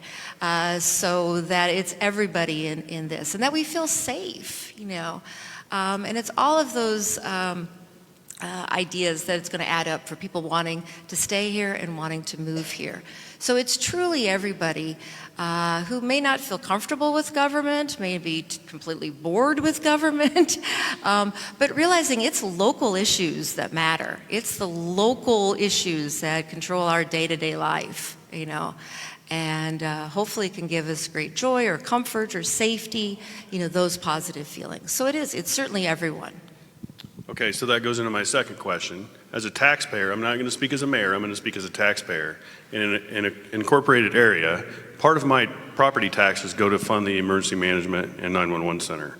How is issuing a per capita levy on my city and my people in my city fair when it should be spread equally across the county, correct? If I understand you correctly, you must be a mayor in a city? I am. I'm the mayor of University Park. University Park, okay. And so I would say that that issue probably is a per capita issue, I would think. I don't know if that, communication is going to be big in this issue. And I know that there's, you know, if you now have to start funding for the 911 call center, then there might be some budgeting things that go into effect over a year or two. Aren't the taxpayers already funding it? Well, the 911 EMA is being funded by the county. Aren't the cities funding that as well through their property taxes? I think there's a portion of it going there, but not as much as what's going in the county. I believe the county's paying more. Isn't that because there's more land in the county? Because there's what? Land? Isn't it done off land valuation? That's probably a true statement, but I can't answer that. But I would imagine theoretically that's making sense. So does it cost more to come to my house if my garage is on fire or go to a cornfield to put that cornfield out? And what kind of services are required for both? Isn't there more required to go to the county and support that? That's probably argued. That can vary, and you know that can be the case. In theory, you know, if you go to University Park, that's closer than driving 25 miles out in the country. Correct. Okay, so there's no argument with that, but it can be the other way around too. So how do we explain to the taxpayer in the incorporated areas that their tax money isn't enough and now we have to also add to that? I think we're going through an understanding period here now, as far as I'm concerned, to understand the situation and understand the dynamic that's going on here. I don't have a good answer for that, to be honest with you. Lisa? I think for this, it needs to be several different ratios. So certainly there is a per capita. Each of us has a possibility of needing emergency services, and that's personal. But there's also property. So if a cornfield is on fire or somebody's business is on fire, that's a property that's being damaged, and so there's even more cost to that. So you would want a ratio that then how much are the landowners, the business owners, how much are they going to contribute for that? And so you need to kind of come to some kind of ratio so that everybody is a part of this. You know, the personal may be 20% and the property may be 80%. I don't know, you know. But there needs to be that kind of ratio, you know, because there's, when insurance looks at, there's your personal injury, but there's also your property injury as well. So when you get an auto insurance policy, you usually have 3 levels that you're insuring. And so there's that ratio, and you determine that ratio when you create the policy. Okay. It's a good question. All right, I see we have a question here, so I'm going to head that way. So as a former mayor, I guess I got to ask this question because 911 takes the call. They don't go fight the fire. And so our community pays a fee to hire the local fire department to come out to Keoma and fight the fire, not 911. 911 that just receives the phone call. Yep. And then they transfer, I'm assuming they transfer that information over to the fire department or to the police or the sheriff or whoever entity that is being involved with that. So is that what you're getting at? Yeah. So yeah, I don't know that's, to my understanding, that's what the 911 system is supposed to do. And you're saying it doesn't do that. What I'm saying is that we are all paying something from every city to run 911. And that is the proper way to do it. But we're talking here about a fire in a cornfield. That's the firefighters. That's not 911. It Right. might take a phone call, but that call is over in minutes. So I guess I'm just simply saying that I think we're talking about 2 different things here in fighting the fire and calling 911. They take completely different funding mechanisms and different ways of handling it. And I think it really does need to be looked at. But it's not the fire, the expense of fighting the fire that goes into that equation. Right. So the earlier you know about a fire, obviously, the sooner you can put it out. But just knowing about a fire is not enough. You have to have the right equipment, you've got to have the right people, you've got to have all of that. So I've talked to several of the volunteer firefighters in Barnes City and in New Sharon. And so there is a lot of worry about how they're getting equipment. Sometimes they're having fundraisers themselves to buy necessary equipment. And they need the infrared cameras. They need the trucks that can do certain things. They need younger volunteers. In Barnes City, 1/3 of their volunteers are over the age of 70. And so that's a concern as well. And so you've got to put all of those pieces together. And some of them are doing really creative things as far as the FEMA grants they have and lots of different training. And so that's one of those things where, as the British would say, you don't want to be penny wise and pound foolish. When your house is burning, okay, and your son's in there, okay, you want to have those people, those men and women, alerted as quickly as possible, have the right equipment to get there. You don't want to say afterwards, we should have had an infrared camera so that I could have known where, the dog was, okay? Which is also another necessary part of the family, okay? So you want that combination, and we need, as a county, to be working together. To have 10 separate different fire systems doesn't make much sense, okay? Because if it's a really big blaze, and a prairie fire can be extraordinarily frightening, you're going to need everybody. And so you need the communication at the beginning, but you got to have the equipment and the people power to back it up, and the knowledge. You know, it was amazing in New Sharon, the amount of training that they're doing, the amount of volunteering they were doing. They're down at the Gulf with this hurricane, and that's giving them a perspective on disaster. You know, we might think, oh, we're not going to have a hurricane here. Well, the derecho proved us wrong, okay?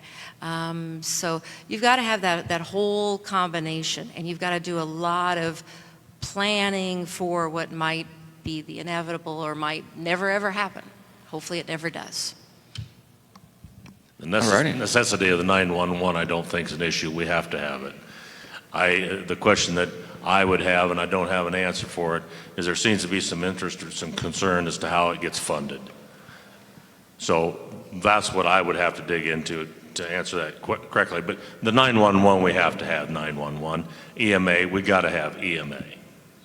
Okay, but I would think that the two ought to stay separate instead of joint, maybe. Then, you know, where does the taxation come into play? So that's the question I have. All right, we got another question here from the community. Yeah, mine's more of a clarification, because I hear people say, well, the cornfields burn, this burns, that burns. All the townships in the county provide fire service. They hire a fire department to protect them. They pay it on their taxes. So sometimes they say, well, you know, it's 911 deal. No, it's nothing to do with 911. Everybody, like Mark said, hires a fire department for their fire service. So it's just kind of, that's why a lot of us think it ought to be funded per capita, because it's just the call center where the call comes in and everybody can call, and it's nothing to do with fire protection. So I was just clarifying that a little bit. So kind of goes back to what Mark said a little bit. You just got to want to pay for what you owe and take care of your own little neighborhood. So thank you. Do you have a comment for him, or? I was going to ask if there was a question in that. No, I don't think there was a question per se, right, Steve? All right, just commentary. Well, that does shed some light on the situation. But 911 is more certainly than firefighters. I've got a young daughter who drives across this county, and when their phone service goes out, I'm worried. And there's been some really ugly incidents that have happened. Just read the Des Moines Register yesterday, or today, and that. So we have got to have that alert system for all of us, but particularly the vulnerable people in this community who may not have that income behind them. So that's why you need a variety of funding sources so that we're all safe whenever we might need that, and for a variety of things. I grew up at a park. We had a phone, this is back in the 70s, we had a phone in the garage, so that if somebody came to the house, it was serious, from like frostbite, from snowmobiling too much, to a rape down the street, you know. So you had to have that communication service, and then you had to have someone there who could meet the person and take care of them. So, exactly. And it's a very good example. It's a very good example. And that is one of those things that we tend to think of, you know, as a dramatic example. But there's all sorts of drama going on in a county, and we've got 573 square miles. That's a lot of territory, okay, to cover. And if you think violence doesn't happen in a rural area, it does. Okay. All right, we're going to move on here. For as long as I can kind of remember, the Oskaloosa Area Chamber of Commerce always worked economic development. A little over a year ago, the Board of Supervisors hired an economic development director. So now we have two different economic development people working in the county. In your research for this position, I wonder what you learned about this position, what it has done, what it has accomplished, and what you look for it to do in the future. Tom Flaherty is an economic development person for the county, and I have visited with him a little bit. And it's pretty exciting, I think, some of the things that he's doing to attract businesses to Oskaloosa area, and also some of the things that he's doing in conjunction with the 23 connector. And I understand that he's done some grant work, a $200,000 or $250,000 grant that he's achieved. And well, Mark could address it because he's got some experience with that, but I don't. But I have talked to Tom Flaherty, and it sounds like it could be well worth the money invested in him.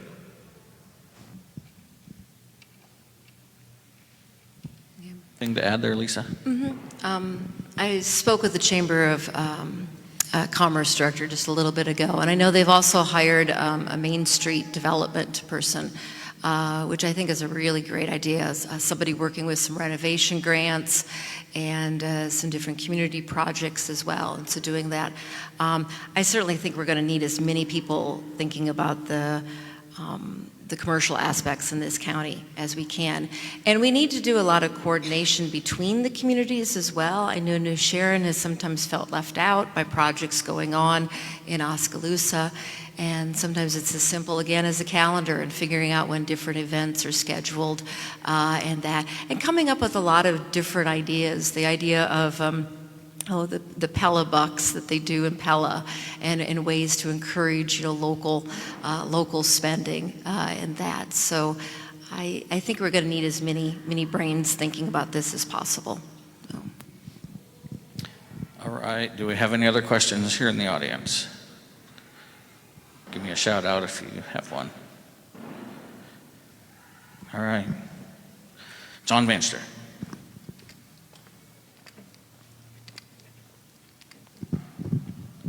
There's been discussion of possibly changing the form of government of the county to a county manager versus the current 3-member board. Which do you feel is more responsive and more accountable form of government? Well, I don't like the county manager aspect. I like the 3, and I guess there's some discussion as to whether or not, and I think the Iowa Code allows for up to 5. One thing I find it kind of, in the time that I've went in the office up there, I find it kind of odd or inconvenient that you can't have 2 or 3 because then you're a forum, so you can't talk amongst yourself. But if you had 5, that would alleviate some of that pressure. But I don't like the county manager. I don't like part-time supervisors because it's a full-time job. And the guys that are doing it are the guys that have done it. They don't turn their phone off at 5 o'clock.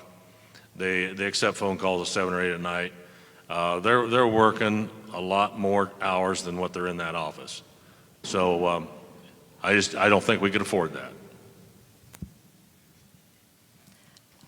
I think the larger communities, Des Moines, some of the larger communities have had city managers, and at that point I think you do need that, somebody taking care of sort of all of those details and that. But a city the size of Oskaloosa and then the surrounding communities as well, I don't think we're large enough right now to merit a county manager for that. There has been a lot of talk in Iowa that we have too many counties. We have 99 counties, and funding, 99 county governments is expensive. That was designed back in the horse and buggy days, so you needed 25 miles to get to the county seat. We don't need that anymore. But I think we still need that county structure, that representative local government. So right now, I think 3 on the board is pretty cost effective. If you add 5, it could change that as well. So if we were to grow to the size of Davenport, then I think we'd need a county manager. Right now, I think we're okay. But we need to trust our experts in all of the different regions of this county. All right, we're looking for some more questions. Any hands in the air? Alvin. If you're elected to this position, would you be a full-time supervisor? Was the question, would I be a full-time supervisor? Sure. I would commit as much time as what was the job would require. I think there's going to be 7 or 8 different committees that each one of the supervisors has to sit on. So there's going to be some travel time to some other communities as well, sitting on boards. No, that question is, you can't set an amount of time on the job because it's going to be a moving target. I don't know if that answers your question. It's a full-time job. And I would say too, having that dedication to the job, it's going to be more than an 8 to 5 in many different ways in that. So having that dedication, I've been described a lot of different ways in my life, but I've always been kind of an overachiever and a hard worker, and no one's ever complained about my lack of effort for a project, okay? You referenced regional government, so would you be opposed to sharing a county engineer? Well, in the conversation I've had with the supervisors, we've got a pretty credible engineer right now. And what would it take to get one equal to? And it sounds like he's really considered a full-time engineer from Mahaska County because he's available 24/7. So anytime that he's called, he comes. So, and there's a lot of pressure in the state for engineers, and the competition's pretty hard and tough. We do have a young guy that did just get his engineering license. Now he's got to do an intern project for 4 years. So he is in the fold right now. So after he's trained for 3 or 4 years, he takes his next test or exam. If he's suitable, then there becomes an opportunity for a full-time engineer. But I don't think we're inadequate with what we've got. That sounds like a questionable hiring practice, but I know my niece who just earned her degree in civil engineering and is in Iowa. She's in Kansas City now. It's funny what people pick out on your website, and she noticed that too. She's like, what, you don't have an engineer? And so I think you'd have to look at it. I think sharing some things, if it's working, if the workload is manageable, if the person feels content, you know, that they're able to do the job they need to be doing, I think that would be a good use of resources. If it's overwhelming, projects are falling to the wayside, you know, there's too much territory to cover with 2 counties or 3 counties, then you might want to revisit that. But certainly, there's a lot of things to attract a professional engineer to Mahaska. And it would just be advertising in a professional journal and having that right kind of package and salary and figuring out how to pay for that. But a lot of mistakes could be made if we don't have an accessible engineer. And so I think it would be weighing that, you know. I think what some of the problem has been seeing in this county is we've gotten into a lot of either or thinking.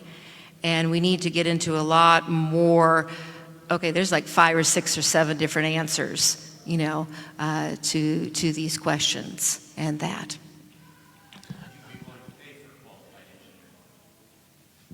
If we can afford that and if we need that, again, it's that old adage, you know, penny wise and pound foolish. If you want a quality person there, that person can more than pay for themselves, you know, by, you know, seeing mistakes at a project or seeing things that aren't up to code or seeing things that aren't part of, you know, whatever it may be. I'm not an engineer, you know, but I always know you want quality people doing the job for you and to respect their training, their education and that. So, you know, you may need to have that. You know, it's like going to the doctor. I don't want a cheap doctor. I want somebody who's well trained, okay, and who has that knowledge and that attention to detail. Okay, so it'd just be a matter of how to fund that. Okay.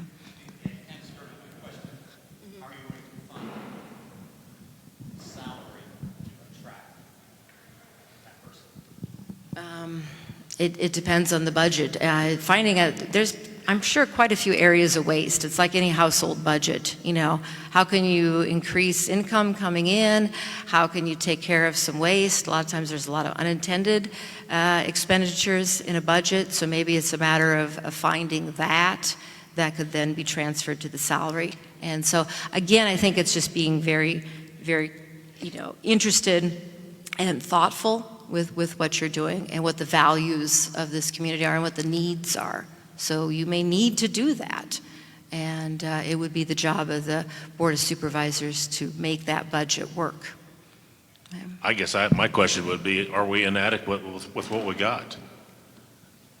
I don't believe we are. And I believe we got a well-qualified engineer right now sharing with Keokuk County. So, you know, if we needed something, I don't hear anyone or know of anyone here that's got problems dealing with the county now, engineer.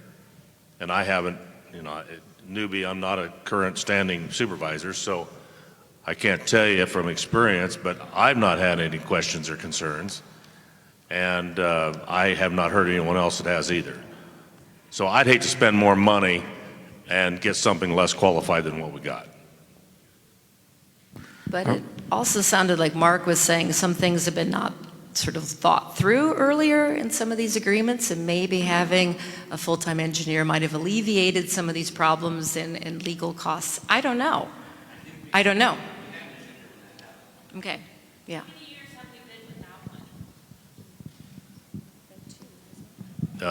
What's been full-time, you mean? I think it's been.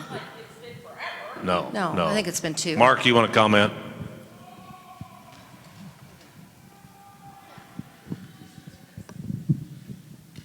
Thanks, Ken. It's interesting, we're talking about a county engineer. We say he's not a full-time, he's available 24/7. I don't think I ever implied things are slipping through the cracks. I think this is the best engineer we've ever had. We have another full-time engineer who just completed his civil engineer, so he's on staff. He will be full-time at the next meeting when we change payroll. So now we've got 2 full-time engineers. You know, our engineer we have grew up in Lynn County. He got a job at Keokuk County after he passed his civil engineers working at Keokuk County under the direction of the county engineer of Lynn County to pass his physical engineer. The young man we have now is doing the same process. We're actually working with counties to encourage engineers to get involved with public service. So we are working together to encourage all counties to have engineers. You know, it wasn't that long ago, the state of Iowa is short 300 engineers to fill the state's needs, and the county is competing against that. It's not every day you can find an engineer that is good with public relations with workers and can do the bookwork. Engineers are usually gear-minded a different way. We are fortunate enough to have an individual that is good with our human resources, our employees, and does a great job getting the bids out for projects. So I hope that solves the issue. We've actually got 2 full-timers on staff. Thank you. Yep. All right. Looking for hands. Am I missing any? All right. Well, I'm going to take this moment to say thank you both for coming. We're going to take a short break, and then we'll come back with some final comments from everybody then.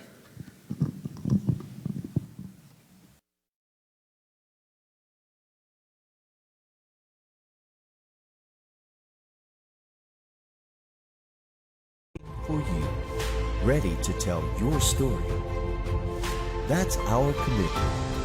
It's what we do, now and in the future, because we're always on. We're Oskaloosa News. Oskaloosa, it's our community, and we're thankful to be a part of it. Telling its stories, sharing its smiles. We're building community, keeping you informed,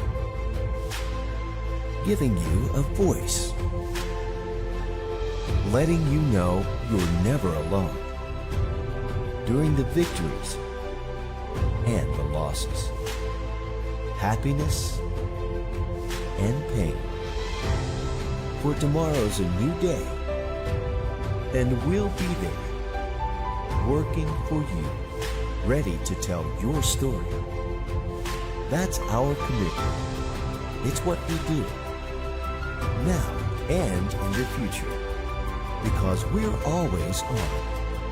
We're Oskaloosa News. Oskaloosa, it's our community, and we're thankful to be a part of it. Telling its stories, sharing its smiles. We're building community, keeping you informed, giving you a voice. All right, we have all four candidates on the stage now, and we're going to do this as quickly as possible. If there was any follow-up questions in the audience, we'll take those now. And then the candidates are going to wrap it up with some quick goodbyes.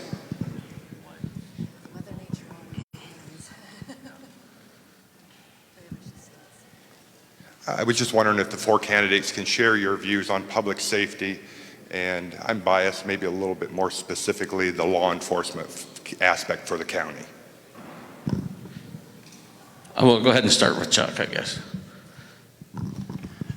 Well, I think the county law enforcement, in the time I've spent out putting up road signs in the country, Russ and his group does a tremendous job getting out the outside reaches of the county. And I've known him for a lot of years, and I don't think I've known a better sheriff than Russ Van Rutterham. I need to understand the 911 EMA issue better, and that deals with public safety as well, or an extension of what they can do in the country. But funding's got to be understood, and there's got to be some reporting, there's got to be some checks and balances. And that's my biggest concern there. So there you are, Russ. Well, I think it's important to know all the different roles that law enforcement plays. I was sitting on my front porch today and I saw the sheriff's truck go by leading a funeral procession. And then it was, at the end, was one of the Oskaloosa police cars. And it was just a really touching sight to see those two law enforcement vehicles framing that funeral procession. I grew up in a park. My dad was a state park ranger, and so he went to police academy. I've got that framed photo on my wall of the police academy in 1975. There's some cool looking guys there with a lot of mustaches, but they were very, very serious about what they were doing. And so I've certainly had that respect. And I know my dad had to patrol alone. You hear him come home sometimes at 3 in the morning. And he had to be really good because he was by himself, though he carried a gun.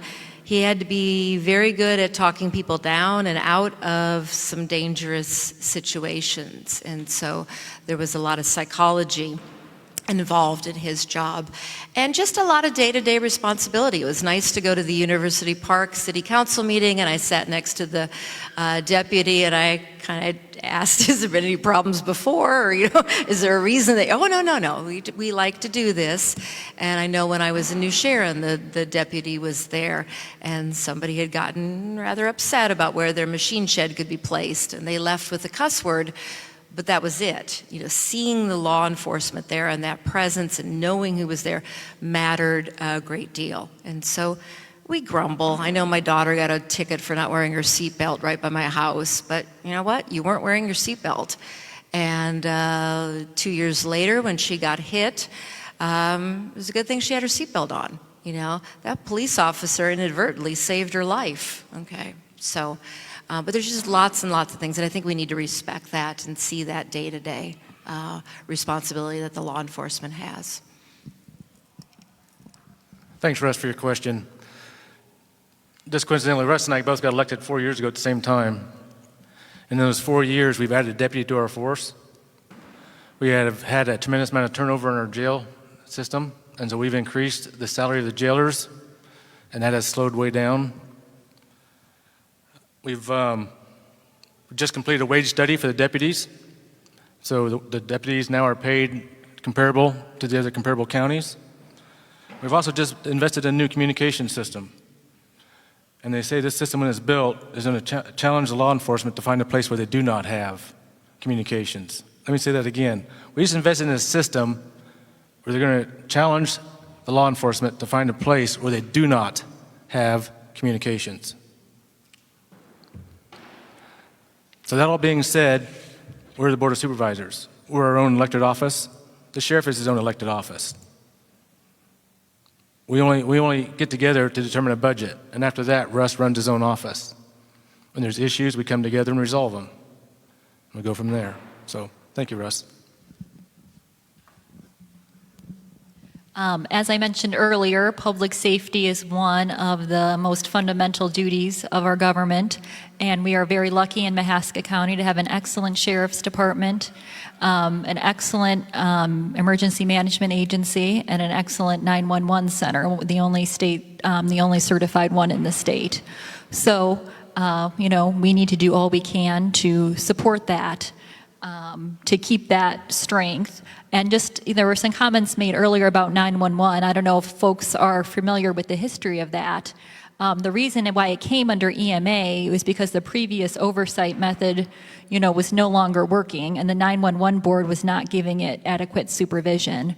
I've talked to the head of the 911 dispatchers who told me how much having Jamie Robinson come in over 911, to completely turn things around and took it to a whole new level in terms of their training and of their procedures. So I think it's sometimes portrayed as some kind of power grab or something that EMA is now overseeing 911. Well, the previous system was inadequate and not working well, which is why it is as it is now, and which seems to be working very well in terms of how it serves our community. All righty, we're just about out of questions. Any last hands?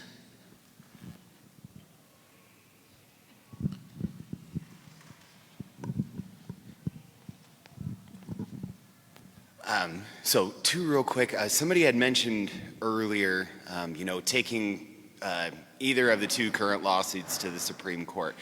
I'm just wondering if any of you are aware of, has the county ever taken any cases to the Supreme Court? And if so, how many times have we lost at the Supreme Court? And then kind of follow up to that, if it does get decided at the higher courts, for instance, that the Mahaska County residents have been illegally taxed by EMA, what are the consequences and the fallout for that for the taxpayers?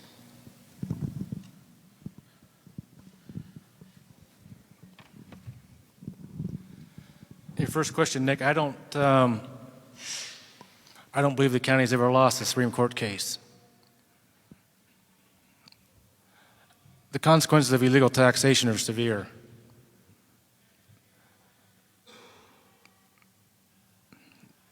Des Moines got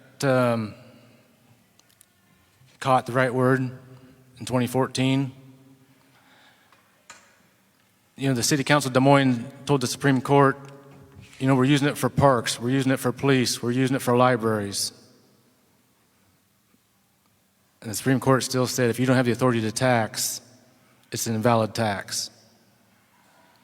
And so the high risk is extremely high. Not only do you have to prepay all the money back, regardless of the use, but you have to pay for the opposing counsel. You're going to have to hire businesses to figure out who paid what. You're going to hire businesses to issue checks back. It's an extremely expensive deal. Nobody wins. Nobody's won in any of these lawsuits. Nobody's won. But if you don't follow the law, where do you stop turning? All right.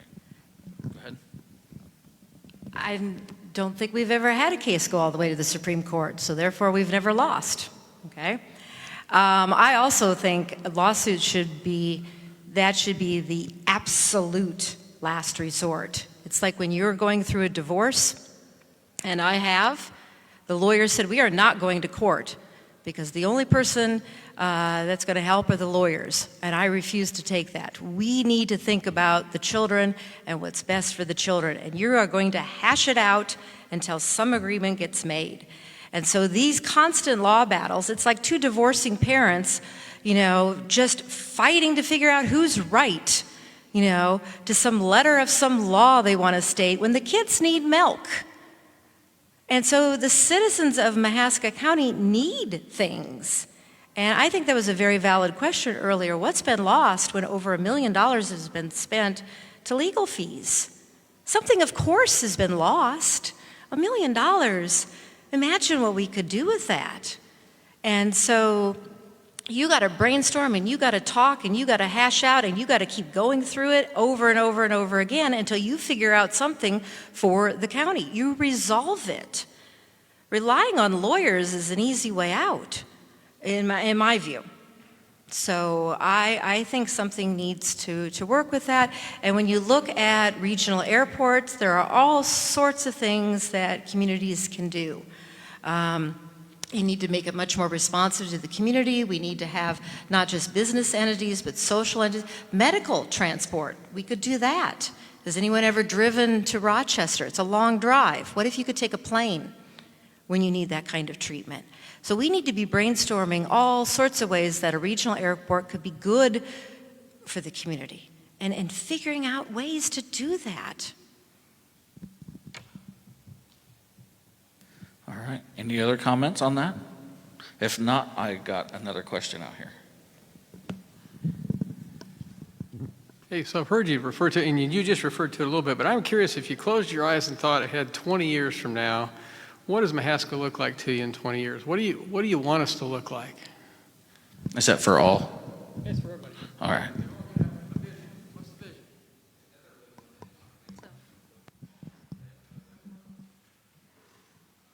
I guess we're going to add to that question. It seems like a great question. Okay. This is just for Mark real quick. You keep bringing up that Des Moines case. So is it your understanding that precedent has already been set? Why do we need to go all the way to the Supreme Court if precedent has already been set in this case? So I guess, is it the same case? Is that what you're being told by your lawyers? Is it something different? Or what's going on there, I guess? So That case involved the city overtaxing on utility fees. But I think the precedent's been set of the consequences of illegal taxation. Okay, so it's a different case then. It's not the same case. So you're just bringing up a case that isn't the same. It's just kind of similar. I think the precedent is set. I think the Supreme Court said pretty loudly of what the consequences are. So there's no way that this would end up at the Supreme Court then, because they've already spoken on this. I have no idea where it's going. Okay. So you don't have a game plan then on where it's going? That case ended up in the Supreme Court because a private citizen is the one that filed that. Okay. But it's your understanding that it's dealing with precedent that's already been set, right? I think they've set a very strong precedent of when you tax and you don't have the authority, it has severe consequences. Okay, fair enough. Can we revisit the vision question? Yeah, and I'm sorry, Steve, but we've... No, but I think we should go back to that first question. Exactly, that's what we want to end this on. Right, is what is that vision and that. I grew up in Polk City where the park was put in, and the citizens of this little county fought. The lake development, Big Creek and Saylorville were coming in as far as the flood management, and they fought it and they fought it. And there was some eminent domain, sadly, on some of the farms around that. But you know what? You look at Polk City today, it has $1 million homes, it has PGA golf club, it has schools like you wouldn't believe. And so you have to be looking forward and see where we want to go. And sometimes a project may seem unmanageable or detrimental in the short term, but we have to be thinking about the long term. How do we want to grow and where do we see ourselves, okay? And Mahaska County can be a stunning county, but we've got to be working together to get there. I think some of that work is being done with the 23 connector and possibly expanding into some more businesses out there, bringing jobs, good jobs to Oskaloosa. It's kind of a difficult situation because we're pretty close to Des Moines, and it's a pretty convenient drive to Des Moines. So we're going to have to attract business people coming to Oskaloosa. And it's probably going to be a paycheck that's going to cause that.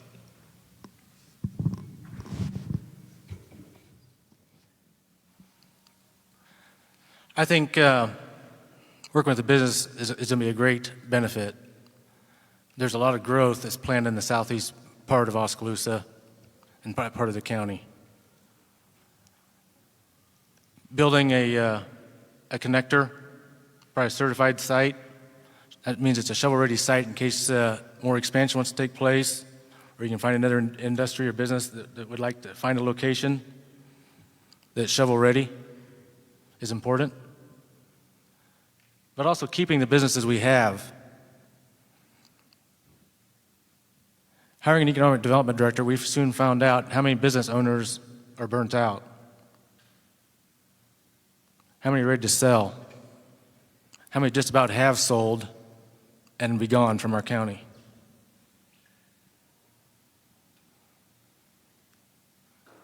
Businesses of 20, 30 people gone.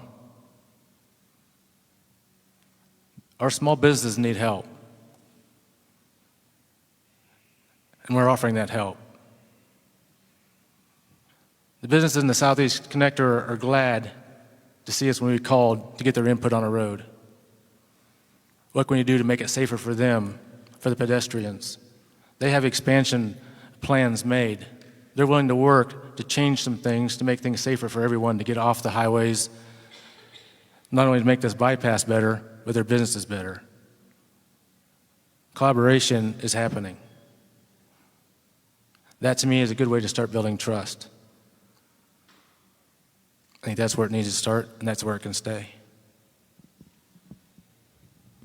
I guess I just have a question on the Southeast Connector that I've heard Chuck and now Mark mention several times. Maybe Dave can correct me. I guess per my most recent understanding, the county had not committed to moving forward with that yet, despite McClure Engineering saying they would do the grant $100,000 worth for free. So I think that would be kind of a no-lose proposition. If we don't get the grant, we're not out of anything. If we do get the grant, great. We got that engineering work for free and get a lot of thing to move forward. So I guess I'm confused about hearing this being talked about as kind of a done deal at this point.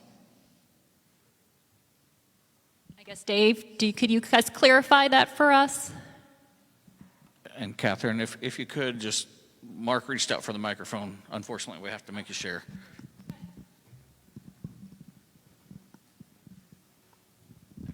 Yep.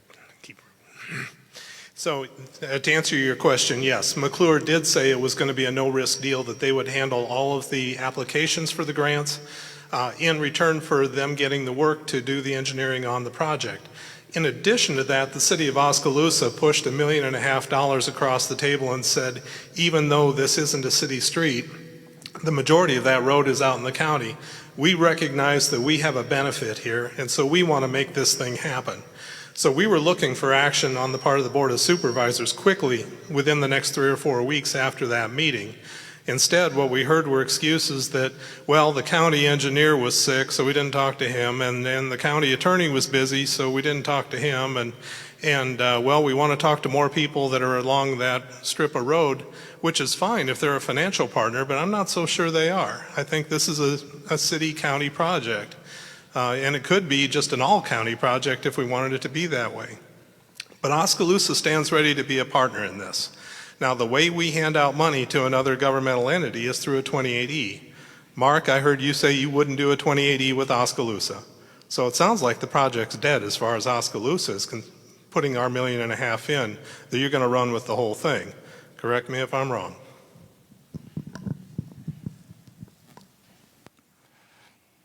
Dave, this is where it goes to building trust. The county was proposed to this, and about it overnight, we're just supposed to agree with it and work out the details later. That's what we talked about. That's not worked well in the past. The businesses were never even conferred about what's going to serve their interests best. When you've got 100,000 trucks a year, and we don't even talk to the users. We've got trucks sitting on Highway 23 during the fall, and this issue's not getting resolved. The businesses appreciated getting them involved because they're going to be the heavy users of this. There's corners that are safety issues. They want to know how we're going to deal with them. So, I don't know what to say. I enjoy working with the businesses. They want to know what's going on too. And so that's why the county got them involved. Why McClure did it or the city did not, I don't know. But the businesses all enjoyed listening to it, and they want their input. And I can't blame them. When you've got 100,000 trucks a year, and we didn't even have all the businesses there yet, there's going to be, that number's going to go up, just on the existing travel pattern now. And the DFS bin's going up. That's probably easily going to cover more traffic next year. So this number's only going to increase. So, it goes back to, I think it's good to have everybody at the table. The more eyes on something, the better for everything. How can you go wrong? Oskaloosa is invited to the next meeting. Mr. Schrock and the 3rd Ward, Doug Yates, is invited. But you won't do a 2080 to take the money. You know what? When you said not very much of this in the city, there's quite a section there in the west part that's inside city limits. So.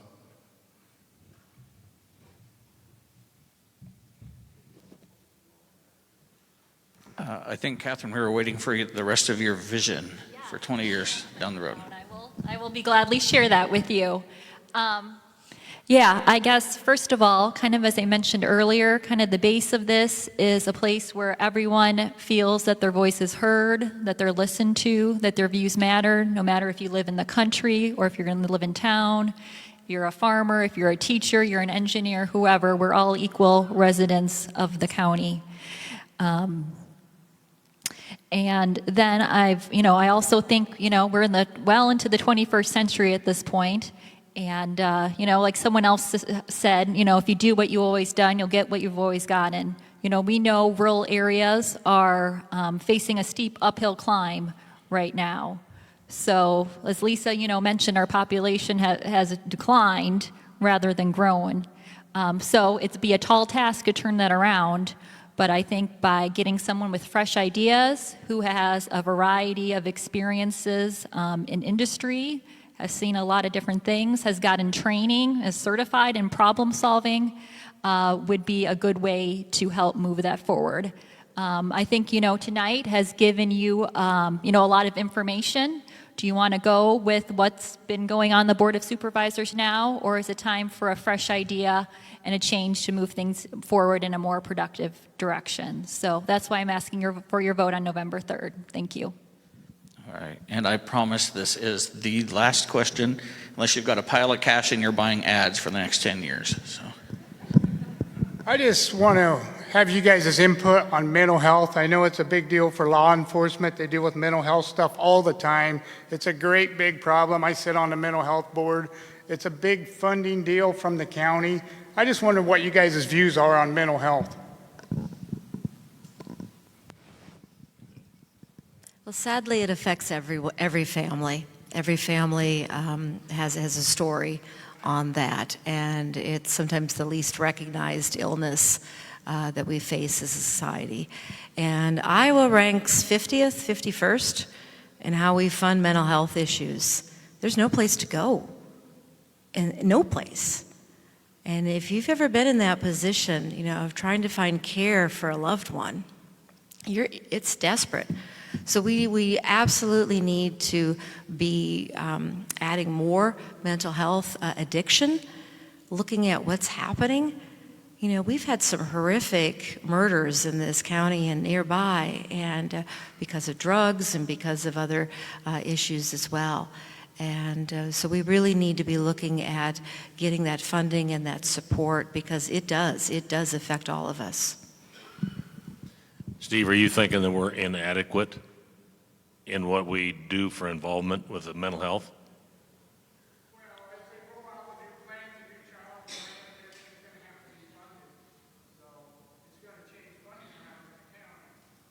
Well, it's going to be important to address the mental health in the county. I don't think there's any way of getting around it. We don't want to ship them to another county. We want to deal with them here.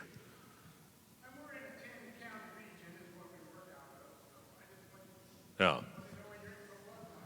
That's going to be as important as any other member of the family. So Yeah, thanks, Steve. I know you sit on that board. I know the state continues to adjust and change things, so I know we've been working on the 28Es, and you've been working on the bylaws with the region and trying to figure out how the best resources, how to best use the resources, be it mobile unit or a fixed structure area. I know Heather's involved more inside the jail now with inmates. And so, there's continual changes going on. I think Heather's focusing too on when the inmates get out, of following up, which is very important. So, I think having good staff to work with people that need the help is very important. So I do appreciate you working on that. I know it takes a lot of work, but it's good. Obviously, mental health is a huge issue, and it pops up in so many different areas, and problems with law enforcement, and problems with education that we see in the school system, and economic problems.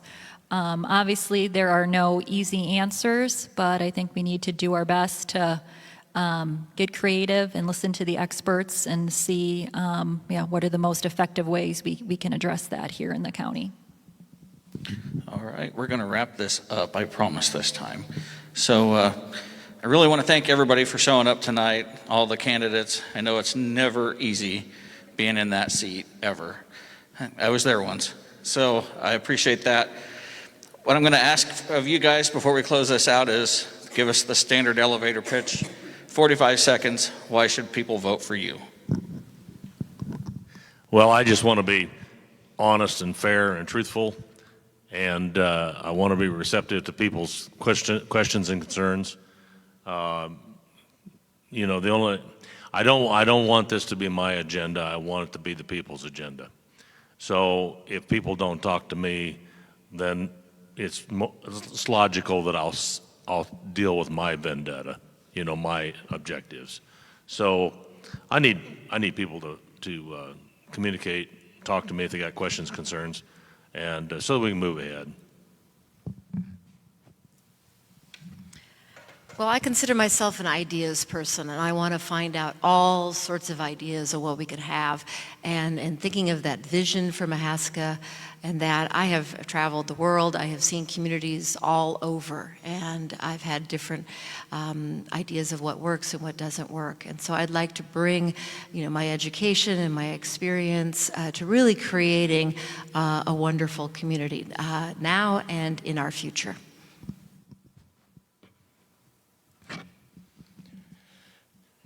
I want to thank you very much for allowing me the privilege of serving you for the last 4 years. There's been numerous times questions raised of where do you turn your head and stop looking.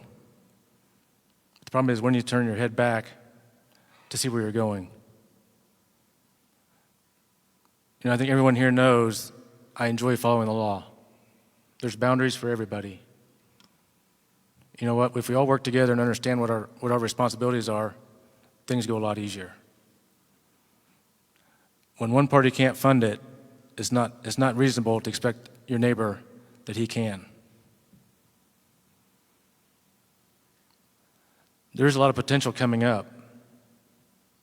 The businesses are sharing what their desires, where their growth is, what their plans are. There's businesses in this last year have doubled in size, and they've added 20 employees quietly, nobody knows about. There's business planning on expanding next year, adding employees nobody knows about. Things are happening, and that's good. And those are the people we like to be involved with. We like being involved with the companies that are struggling, that the owners are about burnt out, that need help. Even just finding them a secretary, just giving them support, letting them know we're there. Don't sell, don't leave. Those are the things I enjoy. Those are the relationships I enjoy making.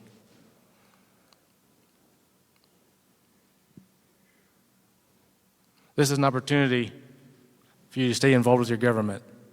This is an opportunity for you to decide where are we going to bend, where are we going to change, where are we going to do things right and do it right up front.